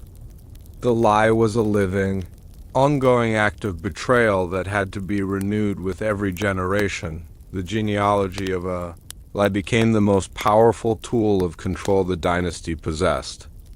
It secured the throne not through the health of the ruler, but through the overwhelming power of historical consensus. The empire was governed by a fabricated truth that was so vast, so meticulously detailed, that any counterclaim would simply be tangible loss. The community accepted the story of the fire and the loss, allowing the historical erasure to proceed without a single lingering question. The simple tragedy of the poor was the shield for the vast, sweeping crime of the emperor. The replacement child was not merely a look-alike. He was a genetic counter-argument to the Habsburg weakness. The emperor, by choosing this child, made a tacit, terrifying admission. His power was bankrupt, and his salvation lay in the very people his court often dismissed as insignificant. The uncanny resemblance was merely the disguise. The commoner's health was the crown jewel of the deception, and so the boy who should have grown up to smell of hay and horse leather was instead destined for the cloying perfumes of court, a perpetual stranger in the silk robes of a prince. His own vibrant health a constant, silent betrayal of his true origins. The story of the uncanny resemblance forces us to consider the moral asymmetry of the tragedy. On one side, we have the true prince, the sickly child condemned to the beautiful prison of the Shadow Palace, a victim of his ancestors' fatal obsession with purity. His life was stolen for the crime of being born weak. On the other side, we have the stable boy, stolen from his loving parents and thrust into a life of unimaginable power. He was victimized for the crime of being born perfect. His life was not one of physical suffering, but one of profound existential betrayal, raised as a god while unknowingly being the substitute for a failed lineage. Both children, though living in utterly opposite circumstances, were equally imprisoned by the emperor's lie. The stable boy wore the visible crown, but he was caged by the forbidden knowledge of his hidden identity, a secret known only to the conspirators and perhaps, deep down, whispered in the subconscious shadows of his commoner memory. The contrast between the humble, loving home of Anton and Elsa and the cold, politically charged chamber of the Empress highlights the devastating reach of the moral decay.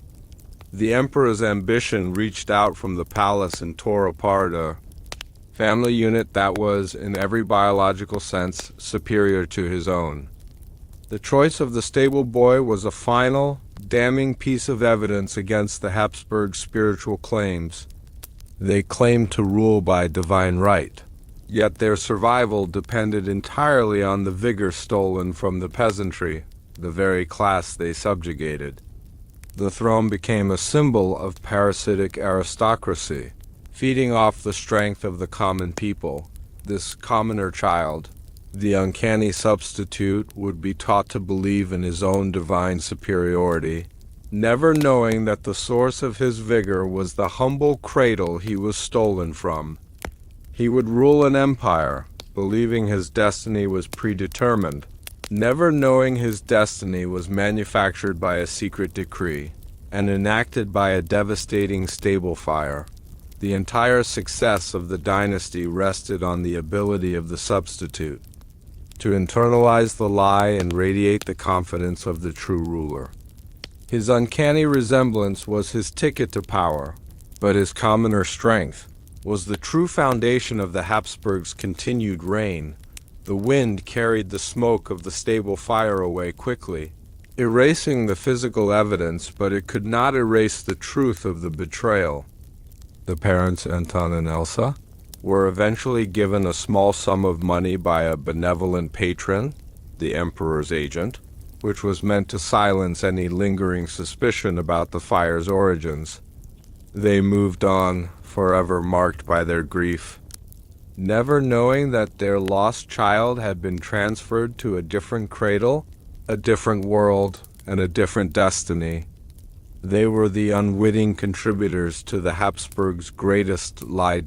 As the years passed, the new prince, the stable boy, grew into the strong, vigorous ruler the empire desperately needed.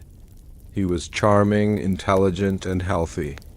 The public rejoiced in this apparent restoration of the Habsburg vitality, unaware that they were celebrating the triumph of a commoner over the curse of royal blood. The uncanny resemblance became the subject of favorable court poets and historians, who wrote flowery prose about how the child was the physical reincarnation of the dynasty's strongest ancestors. They were right, in a way. He was the image of strength, but a strength derived from the earth, not from the purple. The secret of the two swaddles and the stable boy remained contained within the lead-lined box of the secret decree. The only physical remnants of the truth were the memories carried by the now exiled midwife, Frau Agnes, and the scars left by the small fire on the old stable timbers. These were the faint, fragile threads that held the key to the entire empire's forbidden knowledge. Let the deep irony of this selection settle over you, that the destiny of the Holy Roman Empire was secured not by the purity of its kings, but by the healthy anonymity of a peasant's child. The moral decay was so profound that salvation had to be stolen from the lowest rung of the social ladder. The uncanny resemblance was the mask, and the commoner blood was the medicine. The Habsburg dynasty was saved by the strength it despised, built on the back of the life it stole. We have witnessed the profound betrayal of the commoner child and the ruthless efficiency of his erasure.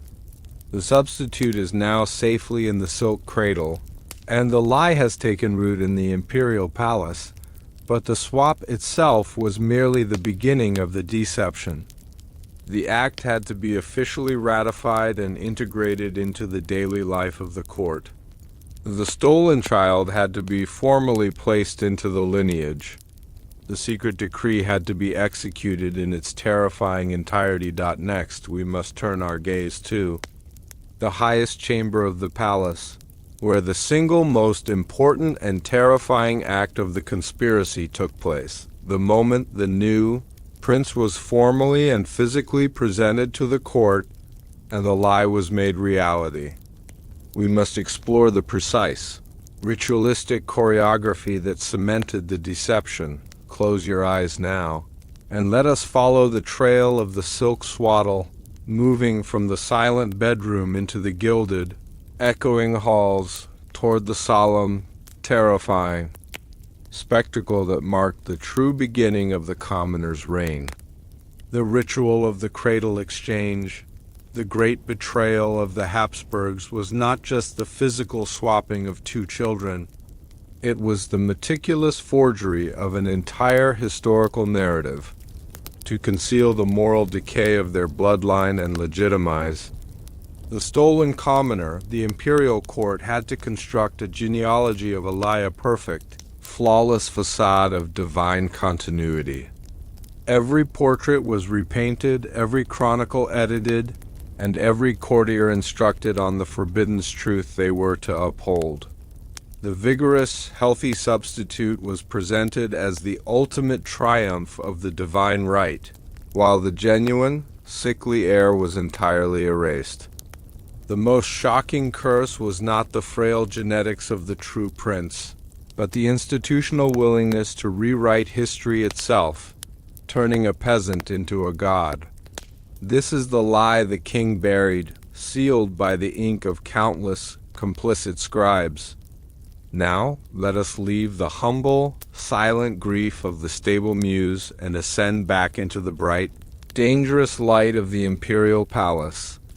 We are looking for the official records, the illuminated, manuscripts and state genealogies that chronicle the imperial succession. The air here is thin, smelling of expensive paper and ambition. Feel the silence gather around you as we examine the pages where truth was systematically replaced by political necessity, creating a family tree that branched entirely on a lie. The moment the commoner child was placed into the royal cradle, the conspiracy moved from the physical to the philosophical. A new prince required a new, flawless history. The most crucial conspirator in this phase was not a physician or a guard, but the imperial librarian and genealogist, a meticulous scholar named Herr. His task was to weave the lie into the very fabric of the empire's recorded past. Vogel was given access to the secret decree and the full, terrifying context of the betrayal. His mission was to retroactively justify the commoner's appearance. The solution lay in creating the perfect facade, carefully constructed narrative that made the substitute's robust health seem like a divinely guided restoration of the dynasty's oldest, strongest virtues. Vogel began by painstakingly editing the thousands of documents that comprised the royal genealogy. He removed subtle details about the health crises of the preceding generations. He emphasized distant, robust ancestors, crafting a narrative that suggested the recent frailties were merely a temporary test of faith that the new prince had miraculously overcome. The focus shifted entirely away from the tragic Spanish Habsburgs, Charles II, and towards the strong, warrior emperors of the 15th century. The physical appearance of the substitute, his strong jaw and clear features, a stark contrast to the Habsburg jaw, was now described in official chronicles as the return of the ancient face, a sign that the lineage had been purified by providence. Vogel even commissioned new commemorative drawings that subtly altered the features of the current emperor to make his own weak chin and heavy features appear stronger, creating a visual bridge to the new, vigorous heir. This genealogy of a lie was disseminated through every channel of state influence: court sermons, official histories, and even children's textbooks. The entire empire was gently, continuously indoctrinated into believing in the flawlessly preserved majesty of the succession. The historian, the supposed custodian of truth, had become the high priest of the empire's forbidden knowledge. Herr Vogel's anxiety was immense. Unlike the midwife, who acted in fear, Vogel acted in chilling intellectual calculation. He knew that swallowed by the weight of the official record, the commoner emperor sat secure on his throne, protected by the thousands of pages written by Vogel and the silence enforced by the guard. Let the image of the great imperial library settle over you. Imagine the quiet room where Herr Vogel worked, the scent of aged paper and the flickering light of the lamp. He was a craftsman of history, meticulously carving a new narrative for the empire. He took the robust, healthy truth of the stable boy and shaped it to fit the decaying fantasy of the divine right. This was the ultimate act of historical alchemy, turning the base metal of common birth into the pure gold of imperial succession. The perfect facade they created was so dazzling, so persuasive, that it convinced the entire world, and perhaps eventually even convinced the emperors themselves. As generations passed, the distance from the original betrayal grew, and the fabricated genealogy took on the patina of unquestionable fact. The commoner emperors, raised under the constant pressure of this powerful myth, began to embody the role, their inherent strength making the lie all the more believable. Yet the silence of the Shadow Palace remained, a constant, low thrum beneath the joyous symphony of imperial life. The true heir, the living evidence of the moral decay, continued his gentle, poetic isolation, a forgotten chapter in the official history. His life was the price paid for the dynasties. Perfect facade. The story of the genealogy of a lie is a chilling reminder of the fragility of historical truth. It shows how easily power can manipulate the past, not with armies, but with ink, canvas, and the strategic application of forbidden knowledge. The greatest monument of the Habsburgs was not a palace or a fortress, but the fabricated family tree that legitimized a theft and secured their future. You can almost hear the soft whisper of Herr quill, endlessly revising forever, forging the flawless myth that kept the commoner on the throne. The empire was a vast, glorious stage play, and the history books were merely the script, written entirely to serve the political necessity of the hour. We have seen the construction of the perfect facade, the historical scaffolding built around the lie. The commoner prince is now fully installed in the dynasty, and his ancestry has been officially purified. But a great crime must always be ratified by a great performance. The substitution was a secret act, but the presentation of the new heir had to be a public, solemn, and irreversible commitment by the entire court. Next, we must turn our attention to the chamber where the final, crucial step of the conspiracy took place. This was the moment the commoner was publicly accepted as the legitimate heir, a ceremony steeped in religious and historical weight. The emperor did not just show his new son. He performed an intricate, solemn piece of political theater designed to erase all doubt. Close your eyes now, and let us witness the final, terrifying moment of the initial conspiracy, the grand public confirmation of the lie that secured the dynasty's future. The ritual of the cradle exchange. The great betrayal of the Habsburg dynasty was sealed not in the dark of night, but in the blinding public light of the imperial court. The secret decree and the genealogy of a lie were merely the preparations. The final, irreversible act was the ritual of the cradle exchange, the public presentation of the commoner child as the true, divinely appointed heir. This was a magnificent piece of state theater, designed to use pomp and piety to sanctify the forbidden truth. Under the weight of ceremonial silks and the glare of hundreds of expectant eyes, the emperor orchestrated a meticulous performance that forced every single courtier and clergyman to unwittingly endorse the lie. The healthy, stable boy was held up to the light, transforming a biological fraud into a spiritual miracle. This was the final, devastating curse the king buried, making the entire empire complicit in his profound moral decay. Now let us move from the solitary terror of the conspiracy's logistics to the echoing grandeur of the Habsburgs' great hall. The air here is thick with incense, ambition, and the heavy scent of unshakable imperial authority. We are seeking the precise choreography of the day the lie was made reality, following the procession as it moves toward the massive, carved cradle where the fate of Europe would be silently, publicly exchanged. The ritual of the cradle exchange, the official presentation of the prince to the assembled court, was the moment the perfect facade of the genealogy of a lie was physically cemented into reality.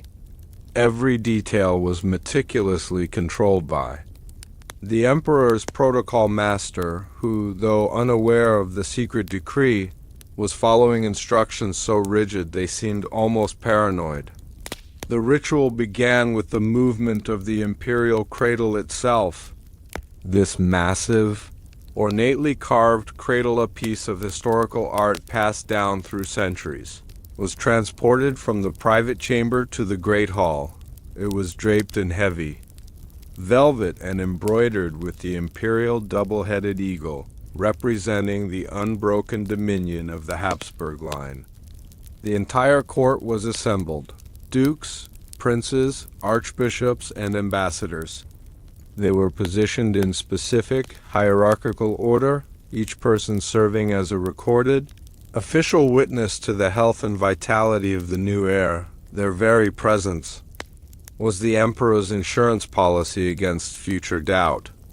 The central component of the ritual was the threefold presentation. First, the prince was presented to the cardinal, the highest spiritual authority present, who performed the blessing. This was the most crucial part for the emperor, as the cardinal's public blessings sealed the church's silent complicity in the betrayal, officially sanctioning the commoner's rule under the banner of divine right. Second, the prince was presented to the assembled dukes and electors.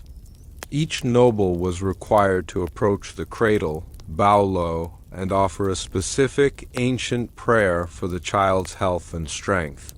Their spoken words became a binding, public affirmation that the child they saw was indeed the vigorous answer to the dynasty's prayers, thus dismissing any lingering whispers of genetic moral decay. Third, the prince was presented, albeit briefly, to the foreign ambassadors. Their witnessing confirmed the new emperor's legitimacy on the international stage, ensuring that courts across Europe would receive the news without political challenge. The entire procession was designed as a hypnotic, slow-moving spectacle.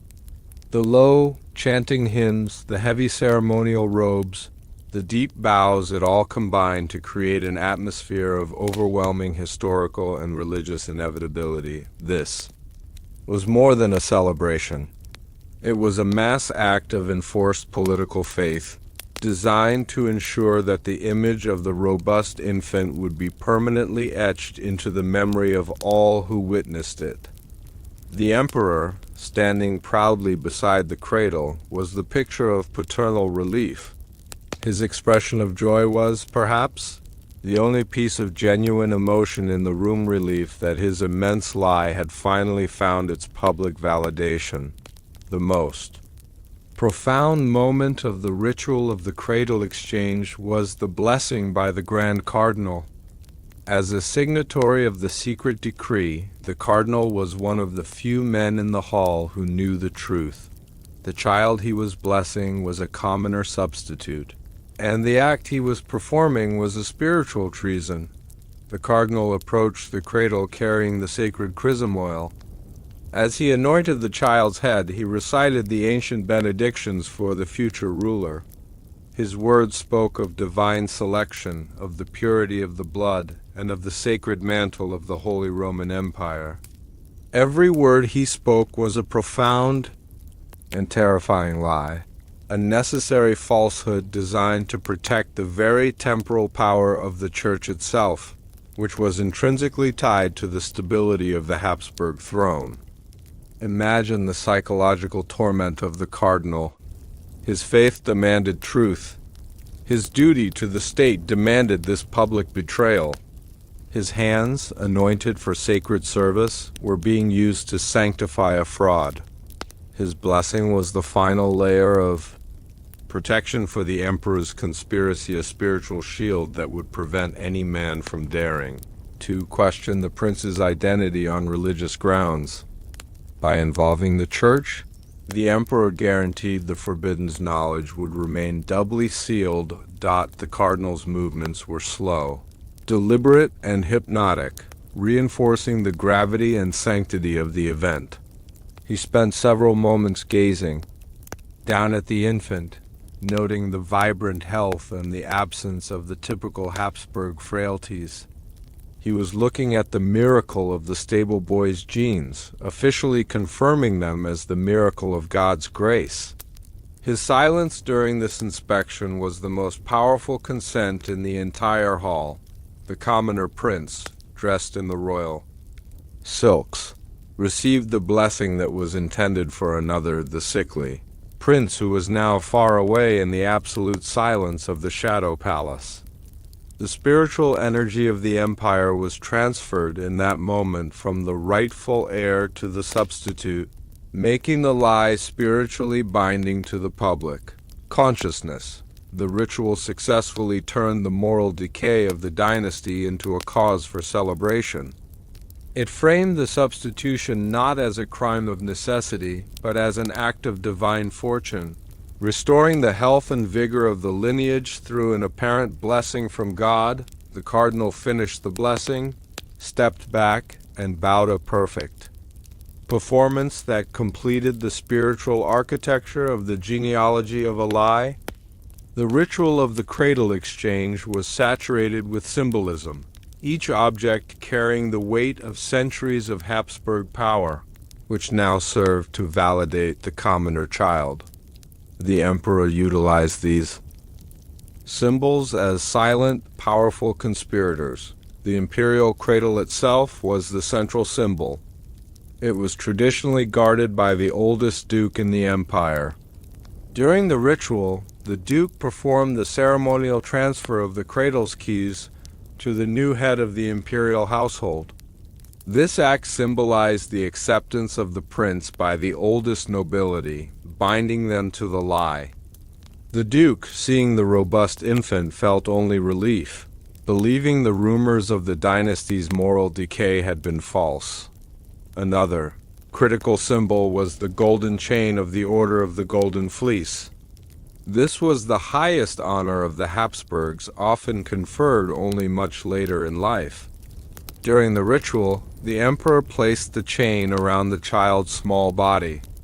This act formally declared the infant to be an adult in the eyes of the order, capable of upholding its strict chivalric codes. The chain's immense historical weight was placed upon the infant substitute, making him an instant and undeniable part of the ruling elite. The most subtle piece of symbolism was the lighting of the seventh candle. Traditionally, 7 candles were lit in the chamber, representing the 7 electors of the Holy Roman Empire. On the day of the ritual, the emperor personally lit an 8th candle, claiming it symbolized the new dawn and the restoration of vigor. This seemingly innocuous addition was actually a coded public acknowledgement of the substitution. The 8th candle represented the new blood, the replacement lineage sanctified by the emperor himself. Only a select few of the inner conspirators understood the true, terrifying meaning of the additional light. These symbols were the nonverbal mechanisms of the betrayal.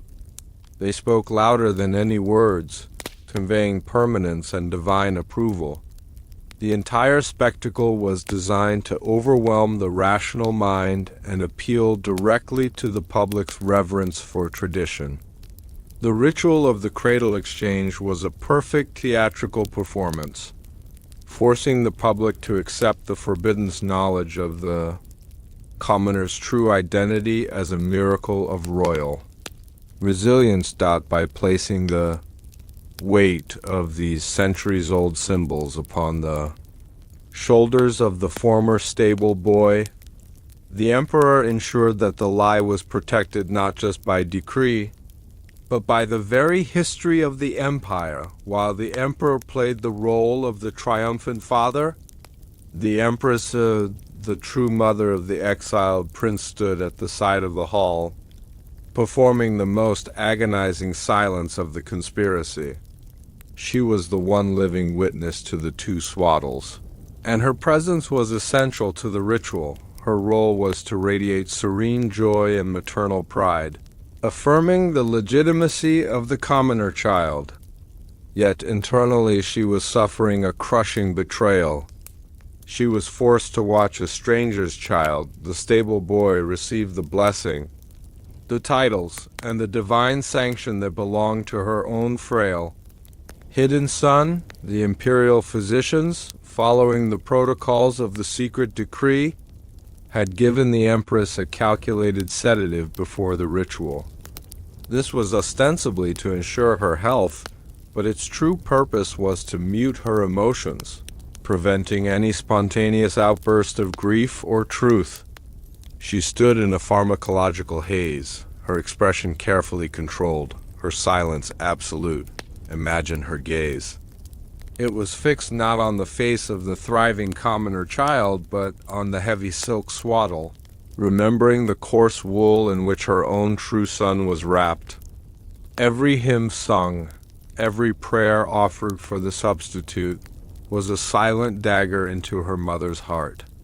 She was the embodiment of the dynasty's moral decay, forced to be the living advertisement for the lie that stole her child. Her silence was as crucial as the emperor's words. If she had shown genuine grief, if she had broken down and screamed the truth of the golden cage, the entire perfect facade would have shattered. Her composure was the final, fragile piece of the puzzle. The court saw her quiet dignity as a sign of her acceptance and recovery. The conspirators knew it was the result of a medically enforced betrayal. The tragedy of the Empress is the purest illustration of the conspiracy's cruelty. She was denied the right to mourn her lost child and forced to celebrate his replacement. She was the only one in the room who saw not a prince, but the physical evidence of the curse, the commoner's healthy face, that had necessitated her profound loss. Her agony was the secret, beating heart beneath the spectacle of the ritual of the cradle exchange. The final stage of the ritual of the cradle exchange was its legalization. The event was immediately documented in an elaborate, illuminated manuscript known as the Act of Imperial Succession. This document was the official, public seal on the lie.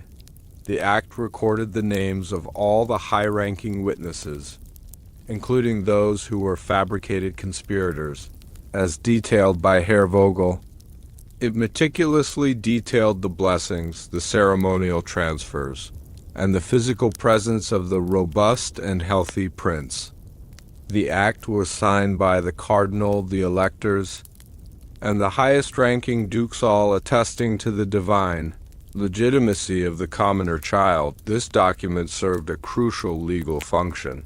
It made the lie official historical and political fact, challenging anyone in the future to prove that a massive conspiracy of the church, the military, the nobility, and the emperor himself was necessary to cover up the moral decay of the bloodline. The sheer number of powerful signatures on the act made it an unassailable legal fortress. Any future challenger to the throne would not only have to find the hidden, secret decree and the testimony of the midwife, but would also have to disprove the official, signed declaration of the highest authorities in the empire. The ritual of the cradle exchange had effectively secured the throne with two impenetrable layers, a spiritual sanction and a massive legal consensus. Furthermore, a specific clause was included in the act, stating that any challenge to the prince's legitimacy based on claims of physical frailty or non-royal blood would be considered high treason and a direct affront to the church's sacred blessing. This clause weaponized the lie, making the pursuit of the forbidden's knowledge an immediate death sentence. The Act of Imperial Succession was quickly copied, authenticated, and distributed to the various courts of Europe. The message was clear: this succession is flawless, divinely approved, and politically unanimous. The speed and efficiency of the document's dissemination ensured that the perfect facade was accepted globally before any rumors of the betrayal could spread. The ritual of the cradle exchange was thus the turning point. The moment the private crime became public, ratified history. As the long day of the ritual of the cradle exchange drew to a close, and the tired, triumphant emperor retired to his chambers, the lie had been completely absorbed by the empire. The commoner prince, exhausted by the pomp and circumstance, slept soundly in the imperial cradle, his vigorous breathing a testament to the success of the betrayal. The magnificent hall was slowly emptied, leaving behind only the scent of extinguished incense and the overwhelming feeling of history having been made a history that was entirely fabricated. The ceremonial silks were folded away, the golden chain secured, and the act of imperial succession locked in the public archives, waiting to deceive future generations. The ritual was a masterpiece of political theater, a devastating display of institutional power over truth.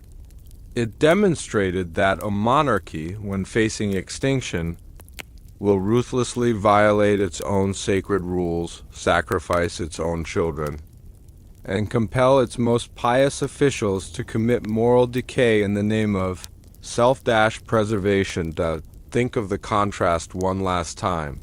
The massive, echoing grandeur of the great hall, filled with hundreds of people celebrating a lie, juxtaposed against the absolute silence of the Shadow Palace, where one solitary, frail prince, the true heir, lay forgotten, the victim of his own ancestors' terrifying ambition.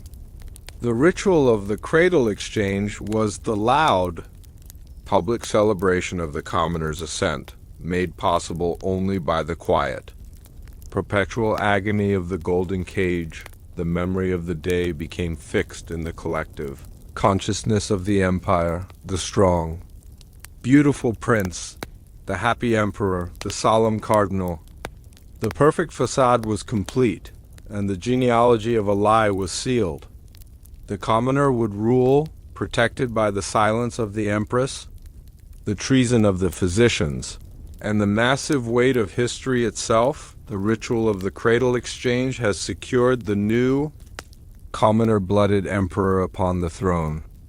The conspiracy has succeeded politically, medically, and spiritually. However, the consequences of this betrayal are just beginning to unfold. The key witness to the swap, the one who held the emotional core of the truth, was the Empress herself. She was forced to sanction the lie, celebrate the impostor, and abandon her true son. Next, we must turn our gaze to the private apartments of the Empress in the years following the ritual. What was the psychological cost of this public deception? How did she manage the crushing burden of her enforced silence?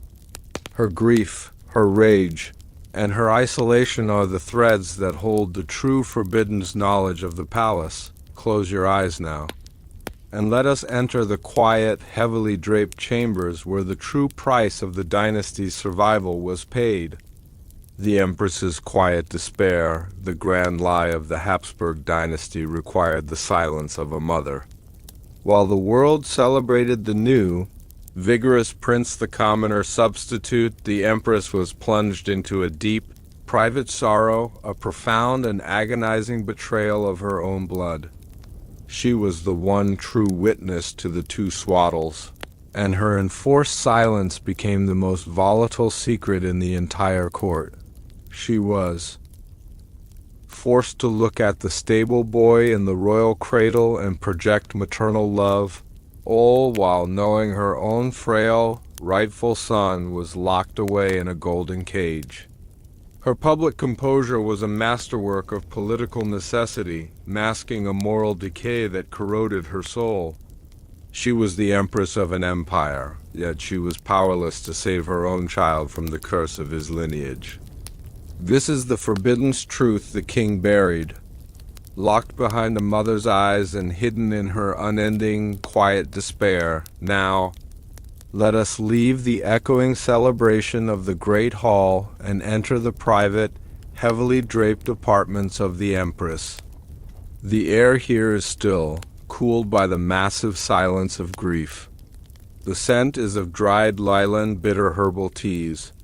Feel the stillness settle around you as we explore the quiet room where the highest price of the conspiracy was truly paid. Mother's heart broken by the absolute demand of the state, the Empress's chamber became her own private shadow palace. After the ritual of the cradle exchange, which she endured in a blur of sedatives and forced smiles, she retreated into a life of deliberate, profound isolation. Her quiet despair was a political necessity. Carefully managed by the Emperor and Dr. Altdorf's successor, publicly, her withdrawal was explained as lingering fragility from the difficult birth and a pious devotion to reflection. Privately, it was the only way she could manage the terrifying internal contradiction of her life. She was raising a stolen child while mourning her living, exiled son. The most constant, crushing torment was the required daily interaction with the substitute prince. She was obligated to perform the role of the loving imperial mother. She had to gaze into the eyes of the stable boy and call him by the name she had secretly intended for her own frail child. This daily act of betrayal was a continuous psychological torture, turning her immense love for her true son into a twisted, public affection for his replacement. She would watch the substitute prince grow, his health robust, his laughter strong, the very qualities that proved the success of the conspiracy, and therefore the permanence of her loss. Every sign of his vigor was a painful reminder of her own child's weakness and his cold exile in the golden cage. She carried the truth of the two swaddles everywhere. In her hand-stitched needlework, she would weave subtle, coded patterns, a small, dark flower hidden among the vibrant gold threads, a lone, broken bird flying away from the imperial crest. These were her only confessions, her silent, artistic resistance against the lie that had devoured her life. The Empress understood the depth of the Emperor's moral decay. She knew his actions were driven by political terror, not personal malice, but that provided little comfort. He had sacrificed the most sacred bond, the life of their child, for the preservation of a perfect facade. Her love for the Emperor withered, replaced by a cold, abiding fear and a sense of shared, horrific guilt. She was surrounded by every luxury the empire could provide, yet she lived in a vacuum of truth. Her ladies-in-waiting, her servants, even her priests all were kept in the dark about the secret decree. She could not speak, could not confess, and could not seek comfort. For any shared whisper would not only mean her death, but the death of her true son in the Shadow Palace. Her immense grief was forced inward, becoming a corrosive, private curse. The psychological isolation of the Empress was ruthlessly enforced by the state. She knew that her movements, her letters, and her visitors were all monitored. She was a political asset, a crucial piece of the genealogy of a lie, and she could not be allowed to break. Her coping mechanisms were desperate and subtle. She developed an obsession with objects that symbolized fragility and loss. She filled her private cabinet with miniature clocks that did not run, symbolizing the life of her true son, whose time had been permanently stopped by the swap. She commissioned landscape paintings of misty, remote castles, her subconscious mind creating a visual image of the Shadow Palace she would never see. Her relationship with the commoner prince was complex and torturous. She could not love him with the unconditional devotion due a son, for he was the living proof of her betrayal. Yet she could not hate him, for he was an innocent victim of the same conspiracy. She settled on a distant, formal affection, a majestic coldness that the court interpreted as appropriate royal reserve, but which was, in reality, the exhaustion of performing a lie. She often requested the company of the old midwife, Frau Agnes, long after the swap. While the emperor believed this was an endearing attachment to a trusted figure, the truth was that Agnes was the only person with whom the empress shared the forbidden's knowledge. Their conversations were cryptic, conducted in whispers about the weather and the difficulty of motherhood, but their eyes spoke of the two swaddles and the immense shared guilt. Agnes was her only fragile lifeline to the truth. The political danger of her despair was immense. The emperor worried constantly that in a moment of illness or fever delirium she would confess the truth. This fear led to the establishment of a hidden medical protocol. If the empress ever fell gravely ill, Dr. Altdorf's successor was required by the secret decree to administer a specific, profound sedative that would ensure her permanent, irreversible silence. Her own body was subject to a medical counter-conspiracy, designed to protect the lie even in the face of her death. This constant threat and her enforced performance of motherhood created a state of perpetual anxiety. She was the one who had the most to lose and the only one whose confession could shatter the empire. Her quiet despair was the silent engine that powered the dynasty's great fraud. The weight of the crown was nothing compared to the weight of her secret. The moral decay of the empire manifested physically in the Empress. As the years passed, her vibrant health faded. Her paleness, her frequent headaches, and her overall fragility were publicly attributed to the burdens of imperial life. But they were, in truth, the direct consequence of her immense psychological suffering. She was slowly being consumed by her betrayal. She sought refuge in the church, spending hours in private prayer within her small chapel. But even here she found no genuine comfort.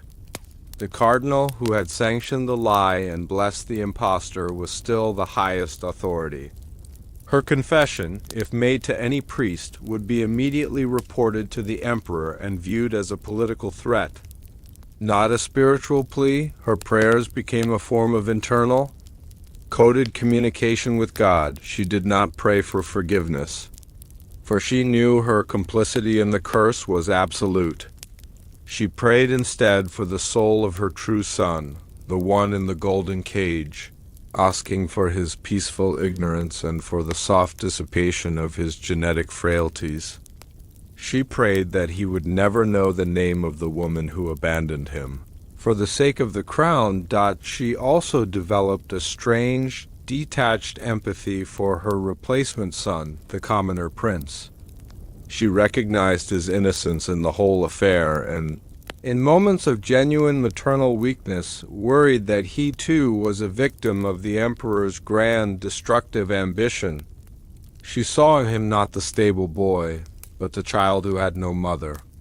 His true parents robbed by the same lie that had exiled her own child. This duality, loving the true son in exile while maintaining the public facade for the substitute, was the source of her continuous anguish. She lived a divided life, her soul split between the magnificent, visible perfect facade of the Habsburg and the desolate, remote truth of the shadow palace. Her silent struggle became an unspoken tragedy of the court. The emperor, cold and distant, managed the external threat, but the empress bore the internal wound. She was the empire's silent martyr, sacrificed on the altar of political necessity. Her quiet despair was the human cost of the secret decree, a cost that no amount of gold from the fund of necessary silence could ever repay. She lived in a perpetual twilight, a living monument to the fact that power, when corrupted, destroys the very human bonds it claims to protect. The Empress's quiet despair endured for many years, a silent, pervasive presence within the imperial palace. She was the guardian of the forbidden's knowledge, forced to celebrate the lie of her own son's betrayal. She lived long enough to see the substitute prince, the vigorous former stable boy, grow into a young man, a man who was healthy, confident, and utterly unaware that he wore a crown bought with his cousin's exile and his mother's soul. Her tragedy was complete. But our story must now turn our gaze from her devastating psychological isolation to the young man who was the direct beneficiary of her suffering.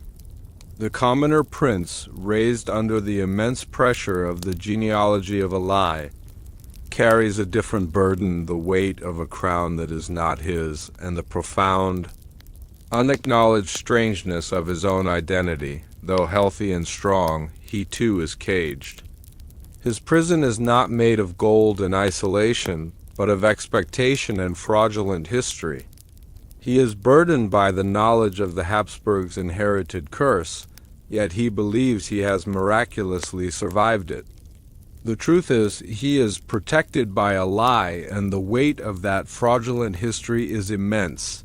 Next, we must explore the commoner prince's inner world, examining the peculiar pressures and unspoken anxieties that come with wearing the weight of the substitute crown. Close your eyes now, and let us follow the young prince from his mother's silent grief to the demanding life of the court, seeking the cracks in his perfect royal composure and the psychological cost of ruling under a massive, inherited lie. The weight of the substitute crown. The great betrayal of the Habsburg Dynasty required an impostor to carry the magnificent, fraudulent burden of the crown. The commoner child, stolen from the muse and placed in the velvet cradle, grew up believing he was divine, yet his soul carried the vague, heavy anxiety of a lie he could not name. He wore the purple, commanded armies, and mastered the genealogy of a lie. But the weight of the substitute crown created a unique psychological prison. He was healthy, strong, and everything the dynasty desperately needed. Yet every triumph was built on the forbidden truth of his theft and the curse of his exiled cousin. His very existence was a constant public moral decay masked by dazzling power. This is the truth the king buried, hidden in the silent, profound insecurity of his successor. Now, let us turn our gaze from the private grief of the Empress to the training rooms of the Imperial heir. The heir here is sharp with discipline, polished wood, and the expectation of absolute perfection. We are seeking the quiet, unacknowledged burden carried by the commoner prince, the boy who must effortlessly perform the role of a god. Feel the pressure settle around you as we explore the inner turmoil beneath the flawless facade. The prince, the former stable boy, grew up surrounded by a profound, pervasive sense of being watched. Not watched by enemies, but watched by those who needed him to be perfect, his tutors. The court, and most chillingly, his own distant, silent father, the emperor. This pressure was the essence of the weight of the substitute crown. He was taught the meticulously crafted genealogy of a lie, which assured him that his robust health was a divine miracle, the return of the ancient face. He knew, intimately, the tragic story of his immediate ancestors, the terrifying history of the Habsburg curse, the subtle physical and mental frailties that had plagued the line. The court's entire education was geared toward proving that he had defied that doom, yet this created an uncanny anxiety within him. He was relentlessly healthy, strong, and mentally acute, a stark contrast to the historical pattern. While the court celebrated this vigor, he, privately, wrestled with the lack of genuine familial resemblance. He saw the inbred portraits with the heavy jaw and the weary eyes, and while he was taught he was the purified version, a quiet, deep-seated sense of unbelonging took root. He would spend hours studying the official portraits, searching for a face that truly mirrored his own vigorous features. The tutors, aware of this fixation, were quick to guide him away, reminding him that genius often breaks the mold. But the seed of doubt was planted. Why was his vitality so different from the tired lineage he was supposedly saving? He was performing the role of a Habsburg, but he was not built from the same fragile glass. The ultimate source of his anxiety was the Empress's quiet despair. As a child, he could sense the distance, the formal coldness of his mother's affection. He saw the grief in her eyes, a sorrow that had nothing to do with him, yet everything to do with the space he occupied. He internalized this distant love, believing he was somehow deficient, failing to meet an unspoken, impossible standard of royalty. He didn't know the truth of the two swaddles. He only felt the betrayal and the chilling space between his mother's heart and his cradle. He learned to compensate by becoming the most meticulous, rigorous prince imaginable. He studied harder, drilled longer, and maintained a flawless public composure, hoping to earn the unquestioning love and acceptance that his spirit craved. His immense success as a ruler was not born of divine right, but of profound, unacknowledged psychological insecurity. The crown of the impostor was not gold. It was perfection. The commoner prince was trapped in a prison of perfection, forced to adhere to a standard of flawless health and judgment because the slightest failure could expose the entire lie. His tutors and physicians, who were successors to Dr. Altdorf, watched him with terrifying vigilance. They were not just teaching him. They were constantly monitoring the integrity of the facade. He was taught that the slightest sign of frailty, a prolonged fever, a moment of deep melancholy, or a political miscalculation was not a personal failing, but a threat to the stability of the empire. This constant, immense pressure meant he could never simply be human. He could not afford a bad day, a genuine doubt, or a physical weakness, because his commoner health was the single most critical piece of evidence protecting the dynasty's secret. The weight of the substitute crown also demanded the erasure of his true, commoner identity. He had no childhood memories of the muse, the hay, or the honest, simple scent of his true parents' home. That part of his life was officially vaporized by the stable fire. Yet sometimes, in moments of deep exhaustion or in vivid, fleeting dreams, he would sense a warmth, a smell of earth and leather that did not belong in the marble halls of the Habsburg. These were the phantom limbs of his stolen past, the ghostly traces of his commoner origin, which he dismissed as odd childhood fantasies. The emperor, knowing the truth, treated his son with a cold, almost clinical pride. He praised the prince's strength and stamina, qualities the emperor himself lacked, never realizing that he was praising the stolen resilience of the stable boy. The emperor never offered genuine warmth, only approval, a distinction the prince felt keenly, reinforcing his belief that his value was purely functional, tied to his flawless performance as the hereditary savior. This profound betrayal meant that the prince never knew unconditional love. His life was conditional on maintaining the perfect facade of the genealogy of a lie. He was a king whose throne was built on a lie, ruling an empire he had saved with borrowed blood.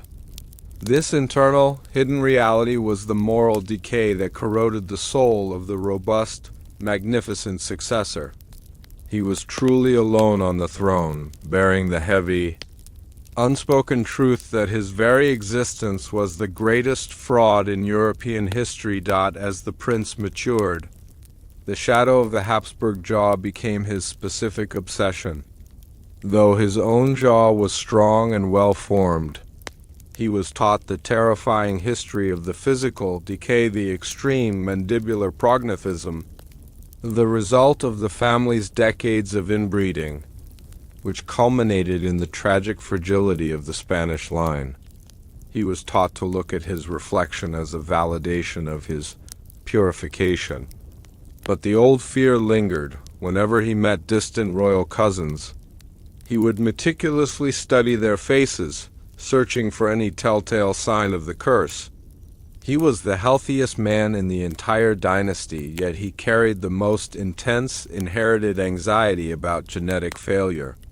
He was living proof that the curse had been broken, but he couldn't shake the fear that it might one day return, a terrifying biological time bomb that he believed was ticking in his own perfect blood. He adopted a stoic, almost rigid posture in public, a defense mechanism against the possibility of weakness. He became obsessed with physical fitness and intellectual rigor, driving himself relentlessly to demonstrate his fitness to rule. This tireless perfection was his way of keeping the forbidden's knowledge, the memory of the true, frail heir safely buried in the Shadow Palace. If he were strong enough, the ghost of his sickly cousin could never return to haunt the throne. The weight of the substitute crown also manifested in his public policies. He championed social reforms aimed at improving the health and welfare of the poorer, subconscious homage to the vigorous commoner roots he had violently abandoned. His genuine empathy for the common people was the only honest, unrehearsed part of his political persona, a small, subconscious tribute to the parents who had lost him in the engineered stable fire. His final internal struggle was with the concept of divine right. He was told he was chosen by God. Yet his inherent realism and his powerful, practical mind struggled to reconcile this mystical claim with the clear, observable strength of his own body. He was too smart, too grounded in reality, thanks to his commoner genes, to fully believe the elaborate genealogy of a lie. He ruled not by faith, but by sheer force of will, driven by the knowledge that he had to be better, healthier, and stronger than the true line ever could have been. He was a king who was secretly terrified of his own reflection and eternally grateful for the strength of a stable boy he never knew.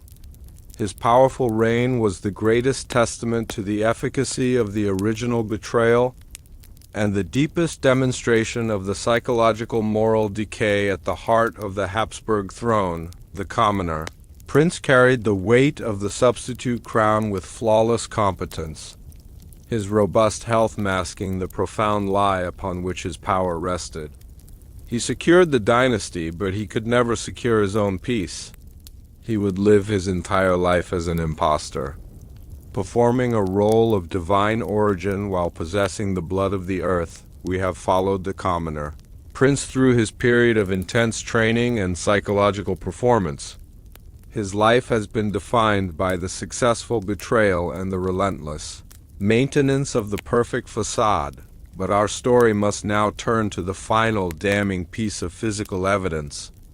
We have discussed the genetic frailties of the true bloodline, the infamous Habsburg jaw as the primary reason for the swap. But the public could not see the weakness of the exiled prince in the Shadow Palace. They could only see the strength of the commoner on the throne. There was, however, a single, subtle, physical clue that the conspirators missed, a sign that the original curse had not been fully eradicated from the public consciousness. A small, yet persistent feature that appeared in the official portraits, hinting at the genetic truth the emperor tried so hard to bury. Next, we must return to the imperial portraits and examine the subtle, telltale sign that the genealogy of a lie could not completely erase a quiet, genetic whisper hidden in plain sight. Close your eyes now, and let your mind drift back to the gilded halls, searching for the small, silent clue that forever mocked the emperor's grand deception, the genetic truth of the jawline. The great betrayal of the Habsburg dynasty was a masterwork of political and genetic fraud. The commoner substitute brought vital health to the throne, but history has a way of leaving clues. The imperial court tried to erase the curse of the decaying bloodline by forging the genealogy of a lie, yet one physical marker remained, a silent, forbidden whisper of the truth. This mark was a subtle, persistent echo of the very genetic flaw the swap was meant to hide. It was the genetic truth of the jawline, a faint, telltale sign that the blood, though borrowed, was still mixed with the royal secret. It was a crack in the perfect facade, a physical evidence of the moral decay that the emperor could not fully bury.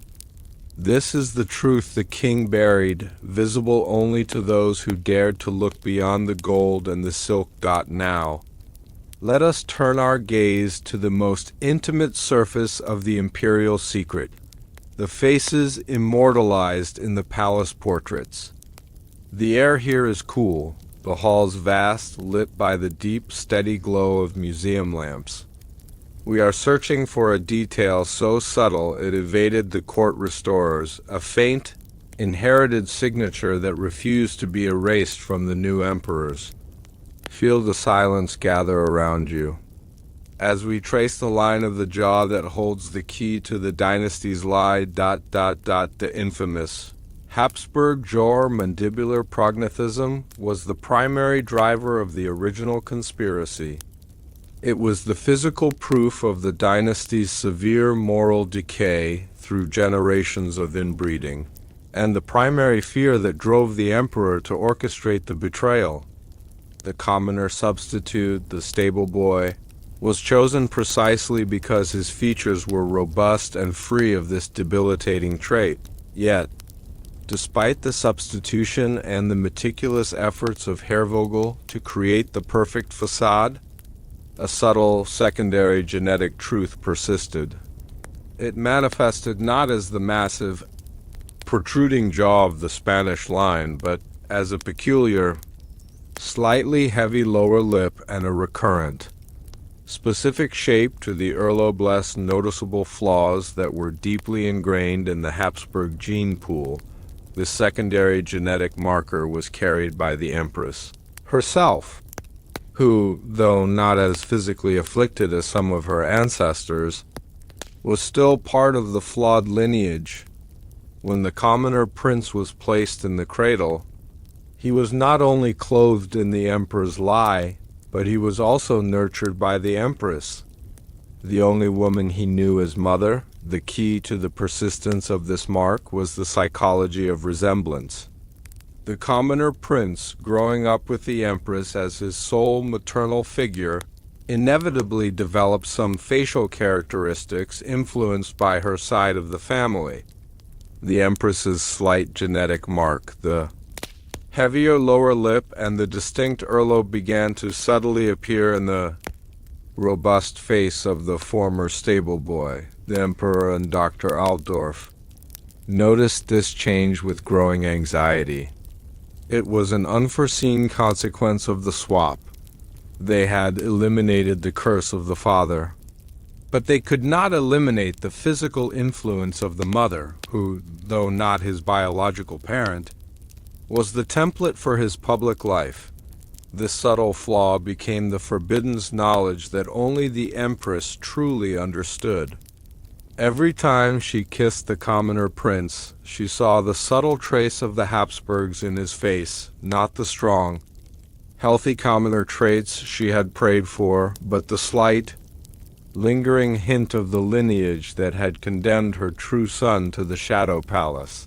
The court painters, who were revising history to create the genealogy of a lie, were constantly struggling with this feature. They tried to paint the prince's mouth tighter, his lips thinner, but the true shape would always subtly reassert itself.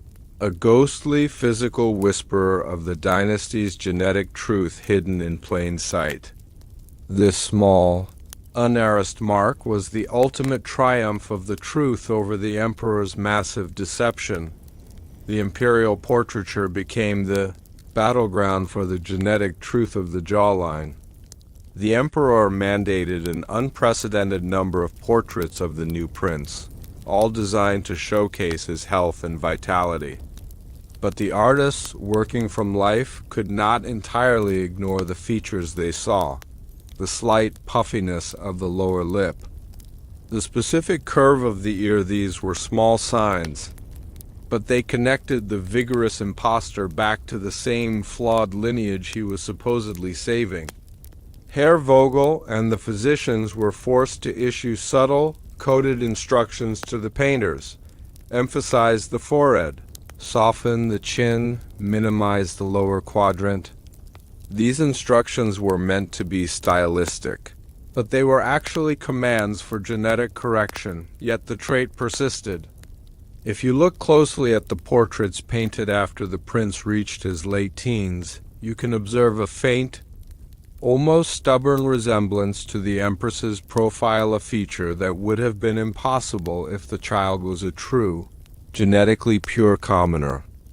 This small, unaddressed physical mark was the visual manifestation of the moral decay, the inability of the dynasty to execute a perfect lie.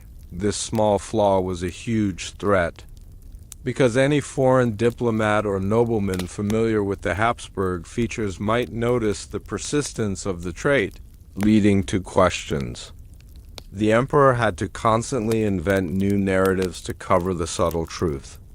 He claimed the feature was inherited from a celebrated, obscure ancestor on the Empress's side, spinning the flaw into a mark of aristocratic uniqueness. The weight of the substitute crown was thus compounded by the prince's own body. He was constantly scrutinized, and every time he sat for a portrait, he was unconsciously offering a subtle clue to the conspiracy. He learned, as part of his training, to hold his mouth in a precise, relaxed manner that minimized the appearance of the heavier lower lip. A lifelong habit of physical betrayal, the persistence of the genetic truth of the jawline reveals the ultimate limits of the conspiracy. They could steal a life, forge a history, and silence a mother, but they could not completely control the intricate, stubborn language of the genes. The truth, in a quiet, physical whisper, remained etched into the face of the ruling prince. A permanent reminder of the curse they failed to fully erase. The genetic truth of the jawline posed a unique, insidious threat to the entire apparatus of the secret decree. The decree was based on two non-negotiable premises. 1. The true prince was too frail to rule, the justification for the swap. And 2. The substitute was genetically flawless, the foundation of the perfect facade. The appearance of the minor Habsburg trait in the substitute threatened the second premise. The emperor's paranoia was magnified by this genetic whisper. He feared that a visiting foreign physician or a genetically astute rival court might notice the subtle resemblance to the flawed line. This observation, combined with rumors of the Shadow Palace, could lead a cunning antagonist to piece together the entire lie. To counter this, Dr. Altdorf's successors had to amend the secret medical protocols. They created a new, classified document detailing the unforeseen maternal transfer, a spurious medical theory claiming that the Empress's prolonged, early contact with the commoner child had somehow caused a subtle, physical imprinting of her minor genetic traits onto his otherwise perfect face. This fabrication was added to the archives to explain the flaw should the forbidden knowledge ever be partially revealed. This constant need for new layers of fabrication highlights the spiraling moral decay of the dynasty. The initial lie, the swap, required the genealogy of a lie, which then required the creation of the unforeseen maternal transfer lie. The conspiracy was endlessly consuming itself, twisting truth into deeper and more complex falsehoods, just to protect the physical appearance of the ruler. The Empress, though silent, was aware of this struggle. She saw the emperor's anxiety over her son's mouth and lip, and she understood the irony. They had saved the empire with robust commoner blood, but they still could not escape the haunting memory of their own genetic failure. Her true son, the one in the golden cage, possessed the full, obvious curse. The impostor possessed only a faint echo. Yet, that faint echo was enough to keep the entire court perpetually terrified.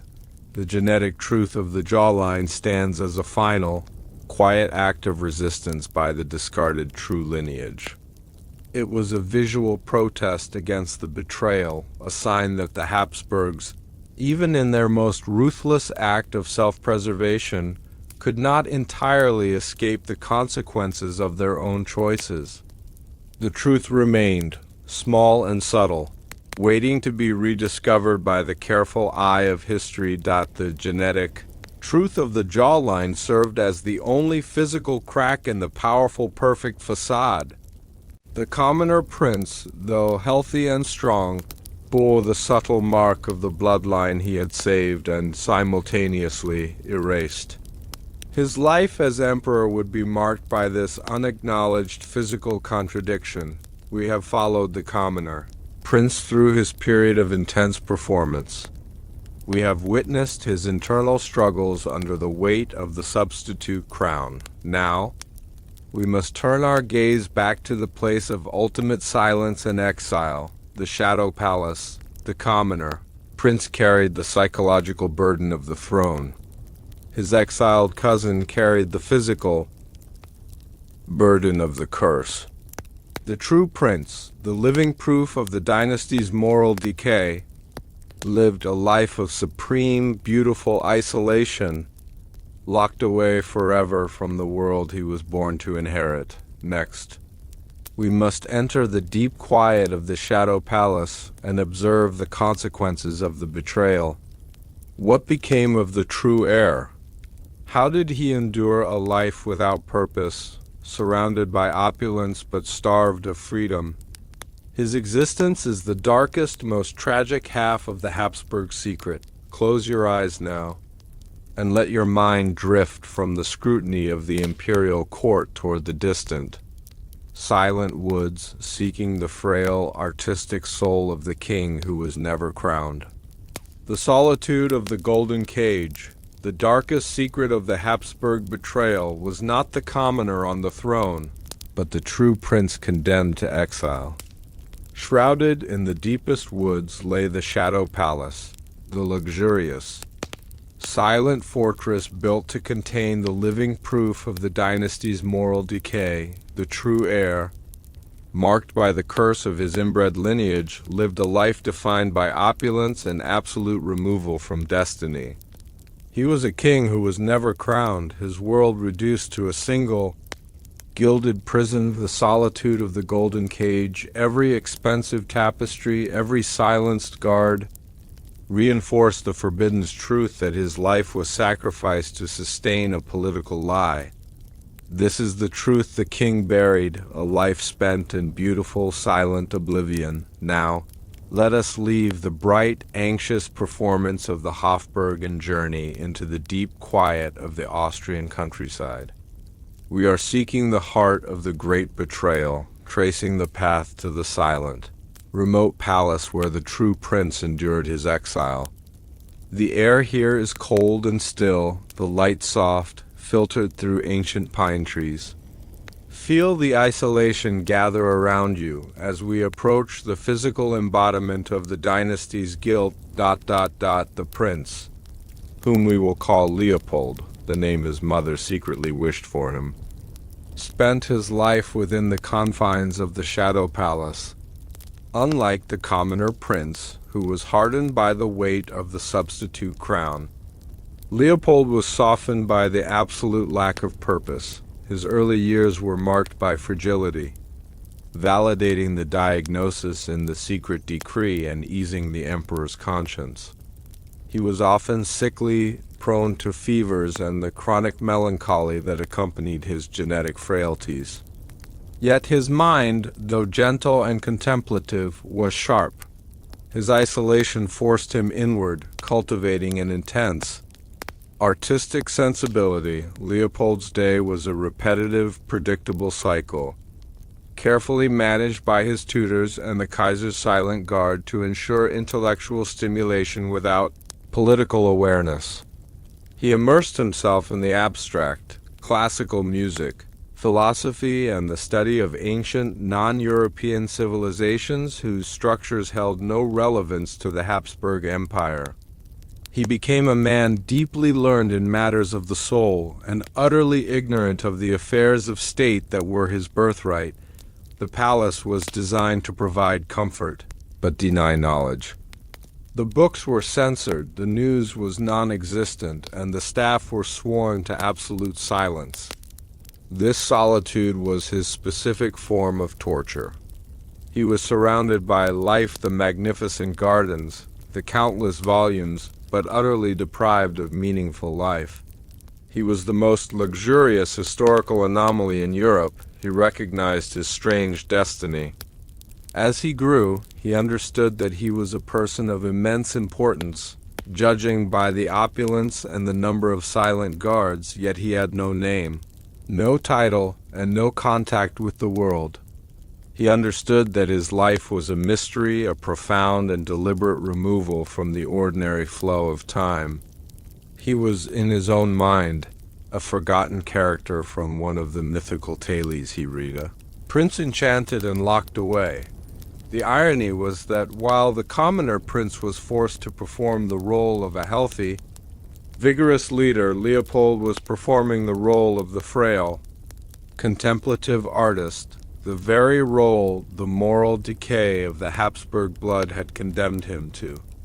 He lived out the dynasty's shame in beautiful, poetic seclusion. The palace was not merely a prison. It was a vast stage upon which the true prince performed his life sentence. Leopold found his only true voice not in conversation, which was restricted and sterile, but in art. He devoted himself to painting and composing, pursuits that required no political context and offered infinite space for introspection. His art became his silent, secret archive of the forbidden knowledge. His canvases were often filled with images of golden cages ornate, exquisitely detailed structures containing fragile birds with heavy crowns. He painted misty landscapes that dissolved at the edges, reflecting the uncertainty of his own reality and the deliberate blurring of the outside world by his guards. These paintings were beautiful, melancholy, and to any knowledgeable observer, terrifyingly insightful. They were the silent screams of the betrayal that had defined his birth. He also became an exceptional composer. His music was filled with complex, minor-key melodies that conveyed a sense of longing and inevitable loss. His compositions were technically brilliant, but profoundly sad, the sound of destiny denied. The tutors, sworn to silence by the secret decree, praised his work, seeing only aristocratic talent, never realizing they were listening to the tragic confession of the true heir. Leopold's health, though perpetually frail, was kept stable. The physicians who visited him, successors to Dr. Altdorf, were less concerned with curing him than with managing his isolation.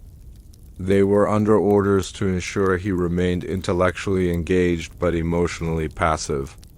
His physical fragility was the dynasty's excuse. His mental passivity was their ultimate goal. His psychological state was one of acceptance tinged with deep melancholy. He knew the life he was living was unnatural, but having known no other reality, he found a profound, if tragic, beauty in his isolation. He realized that his life was a secret, a piece of forbidden history that the world was not allowed to know. This quiet, artistic life in the solitude of the golden cage stands in stark contrast to the commoner prince's public performance. While the substitute prince wore the crown and the weight of the substitute crown, Leopold wore the full weight of the dynasty's poetic tragedy. He was the empire's silent conscience, the victim whose gentle existence was the perpetual reminder of the moral decay at the heart of the Habsburg, the most agonizing event in Leopold's otherwise unchanging existence was the annual imperial check once a year. The reigning emperor, the former stable boy, would secretly visit the Shadow Palace. This was the only time the two cousins, separated by a swap and united by a lie, were ever in the same place. The emperor, guided by the protocol general, would observe Leopold from a distance, usually from a hidden, elevated gallery overlooking the gardens where Leopold took his daily solitary walk. This was not a meeting, it was an inspection.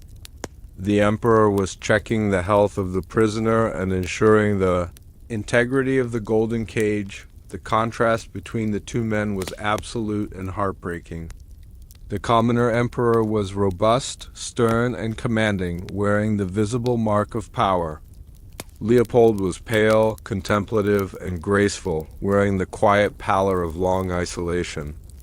The emperor saw the curse of the jawline that had afflicted his own ancestors, now fully visible on Leopold's frail face, and his decision to maintain the betrayal was instantly reaffirmed. The substitution was right. The empire had been saved. Leopold, though he never knew the emperor's true identity, sensed the presence of the powerful observer. He knew he was being evaluated. He would often pause in his walk, gazing up at the unseen window, feeling the immense weight of the outside world pressing down upon his secluded existence. The emperor, burdened by the genealogy of a lie, saw his cousin not as a relative, but as the living embodiment of the forbidden knowledge he was forced to suppress. The visit was the emperor's only penance, a necessary confrontation with the true, tragic king whose destiny he had stolen. The emperor would return to Vienna, his conviction strengthened, his determination to enforce the lie renewed for another year. This silent confrontation, the healthy impostor observing the frail, rightful heir, is the central, most profound tragedy of the Habsburg secret. The solitude of the golden cage ensured that the true prince's suffering remained invisible, allowing the moral decay to continue thriving under the public light of the commoner's reign. Leopold lived out his quiet, artistic life in the solitude of the golden cage. A life without purpose, but a life that carried the full, tragic dignity of the truth. His frail health eventually succumbed to the curse of his ancestors, and he died peacefully in his sleep. His passing marked only by the silent tear of a guard general and the quiet erasure of his final medical file. His burial was secret, his grave unmarked, his existence wiped clean from the public memory, fulfilling the final, cruel demand of the secret decree. The true prince was gone. The forbidden knowledge was physically eliminated, and the lie on the throne was finally, irrevocably secure. We have followed the entire cycle of the conspiracy, from the swap to the exile of the true king. We have seen the betrayal and the moral decay at every level of the imperial institution, from the Empress's grief to the emperor's paranoia. Our final task is to look back at the entire, sweeping narrative. We must analyze the ethical corrosion that allowed this enormous fraud to persist for centuries. The true legacy of the Habsburgs is not their wealth or their power, but the profound moral decay of their fundamental governing principle, the divine right. Next, we must step back from the personal tragedies and view the chilling long-term philosophical implications of the emperor's actions. The moral decay of the divine right. The grand lie of the Habsburgs was not just an act of political preservation. It was the ultimate, shattering proof of the moral decay of the divine right. The emperor's decision to swap his heir exposed the greatest betrayal, that the highest spiritual authority was merely a manufactured facade sustained by fear and fraud. By replacing the rightful frail prince with a robust, stable boy, the dynasty proved that their power rested not on the blessing of God, but on the cold, hard efficiency of genetic theft. The forbidden truth of the secret decree turned the entire concept of hereditary rule into a hollow curse.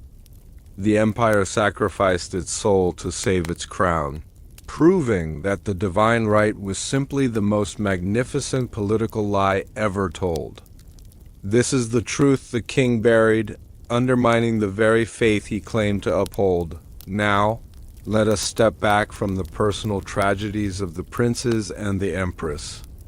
We are viewing the entire conspiracy from a great, silent height, analyzing the philosophical corrosion that allowed this monstrous fraud to endure. The light here is archival and cold, illuminating the vast ethical vacuum at the heart of the imperial throne. Feel the weight of history settle around you as we trace the long-term, devastating consequences of the ultimate institutional lie. The divine right of kings was the bedrock of European monarchy, the unassailable belief that the ruler's authority came directly from God, making his blood sacred and his judgment unquestionable. The Habsburg swap shattered this concept, replacing divine right with necessary deception. The emperor, by orchestrating the betrayal and exiling his own son to the Shadow Palace, made a chilling declaration. The stability of the state was more sacred than the sanctity of the bloodline. He tacitly admitted that the system itself was fallible, that God's chosen line could be corrected, engineered, and ultimately substituted by human cunning. The moral decay of the divine right became the curse inherited by every subsequent, commoner emperor. They ruled under a magnificent perfect facade, knowing they were impostors. They were forced to publicly champion the very spiritual doctrine they knew to be a life lived in perpetual spiritual hypocrisy. The consequence was a profound shift in the governance of the empire. The commoner emperors, burdened by the weight of the substitute crown, could never truly trust the church, the nobility, or even their own portraits. They governed with a cold, ruthless pragmatism, understanding that power was maintained not by faith, but by vigilance and the relentless enforcement of the secret decree. They became cynical rulers, their political maneuvering always shadowed by the forbiddance, knowledge of their own fraudulent origins. This corruption spread through the institutions. The cardinal, by sanctioning the lie and performing the ritual of the cradle exchange, compromised the spiritual integrity of the church. The Imperial Physicians, by authoring the decree, compromised the integrity of science. Every pillar of the state was made complicit, ensuring that the moral decay was institutionalized and passed down through generations. The true legacy of the swap is not the longevity of the Habsburg Dynasty, but the revelation that its foundation was completely hollow. They proved that a vigorous commoner, backed by a powerful lie, was infinitely superior to a frail true heir backed by divine right. The emperor, in saving his crown, ultimately destroyed the philosophical meaning of kingship itself. The moral decay created a long tail of cynicism that eventually touched the entire empire. Although the conspiracy remained hidden, the feeling of inauthenticity at the highest level of government was palpable to the ruling elite. The nobles, who were forced to endorse the flawless health of the new prince, knew the rumors of the genetic curse were real. They saw the empress's quiet despair and the emperor's intense paranoia. This subtle, unacknowledged hypocrisy at the very top of the social structure led to a general erosion of respect for spiritual authority and an increased focus on practical power and wealth. The aristocracy, mirroring the emperor's actions, prioritized self-preservation over genuine loyalty. The financial aspect of the betrayal also contributed to the decay. The establishment of the Fund of Necessary Silence, the permanent, untraceable slush fund, showed that the dynasty was willing to distort its own finances and budgeting to cover the lie. This created a system where secrecy and off-the-books financing were normalized, laying the groundwork for broader corruption in the imperial administration. The most profound social change was the subconscious acknowledgement of the commoner's superiority. The robust health of the commoner emperors, the former stable boy and his vigorous descendants, was constantly contrasted with the tragic fate of the Spanish Habsburgs. This sent an unspoken message across the empire. Biological virtue resides not in the purple, but in the peasantry. While this never led to a democratic uprising, because the throne successfully performed the lie, it planted the philosophical seeds for later questioning of aristocratic privilege. The moral decay was a poison that secured the immediate future but contaminated the long-term health of the empire. The commoner emperors, though capable, were perpetually defined by their guilt, their energy consumed by maintaining the genealogy of a lie and ensuring the silence of the golden cage. Their vigilance was not a sign of great governance, but a sign of great fear, the fear that the genetic truth of the jawline or a forgotten witness like the midwife might still shatter their meticulously constructed perfect facade. The true tragedy of the moral decay of the divine right is that the Habsburgs survived, but they became a dynasty without a soul, a magnificent, powerful machine run entirely on the fuel of fraud. The final analysis of the moral decay must focus on the betrayal of the ultimate truth, the betrayal of self. The emperor, Dr. Altdorf, Herr Vogel, and the cardinal, each of them were brilliant, dedicated men who chose to sacrifice ethical truth for political stability. They committed a mortal sin against their own convictions. The emperor, who claimed to rule by God's will, openly defied the natural results of his bloodline, proving he valued his crown more than his faith. His private life became a perpetual lie, his public pronouncements nothing more than political theater. This internal schism is the definition of moral decay. The ultimate irony is that the moral decay was not a symptom of the empire's weakness. It was the cause of its temporary strength. The Habsburgs survived the age of revolutionary thought and nationalistic upheaval precisely because they had injected a dose of commoner pragmatism into their leadership. They were secretly an engineered meritocracy disguised as a divine monarchy, yet this engineered success came at a terrible price. The profound human suffering of the Empress and the complete erasure of the true prince. Leopold, whose quiet death in the solitude of the golden cage was the dynasty's final, cruel act of betrayal.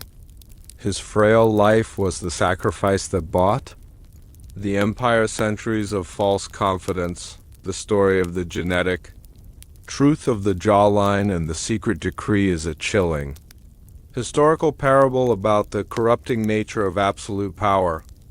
It tells us that when a ruling entity faces its final vulnerability, it will not hesitate to violate its most sacred tenets, turning truth into forbidden knowledge and turning its highest officials into complicit agents of a vast, sweeping curse. The divine right was not defeated by a revolution.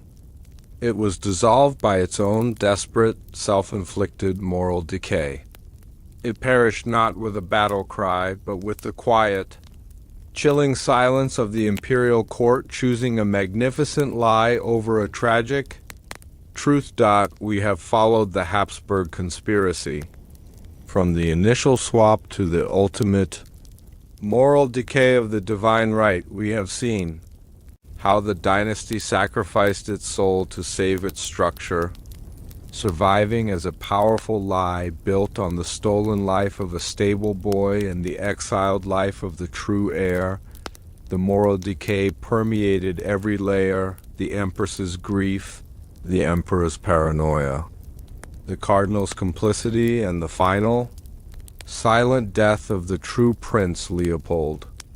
The golden cage was empty, the secret decree was buried, and the commoner emperor ruled, secured by the greatest historical fraud in Europe. This completes the story of the Habsburg Emperor's golden cage. The narrative ends not with a resolution, but with a question that echoes across the centuries. When a monarchy is built on such a profound lie, does the moral cost ever truly end? Does the shadow of the golden cage ever fully leave the imperial halls? Let the weight of this centuries-long betrayal settle over you now. Picture the contrast, the majestic, vibrant emperor on the throne, the silent, sealed vault beneath the library, and the empty, beautiful solitude of the remote shadow palace. Close your eyes and let the quiet, hypnotic rhythm of this historical secret lull you now into a deep, peaceful sleep where the secrets of the past are finally laid to rest.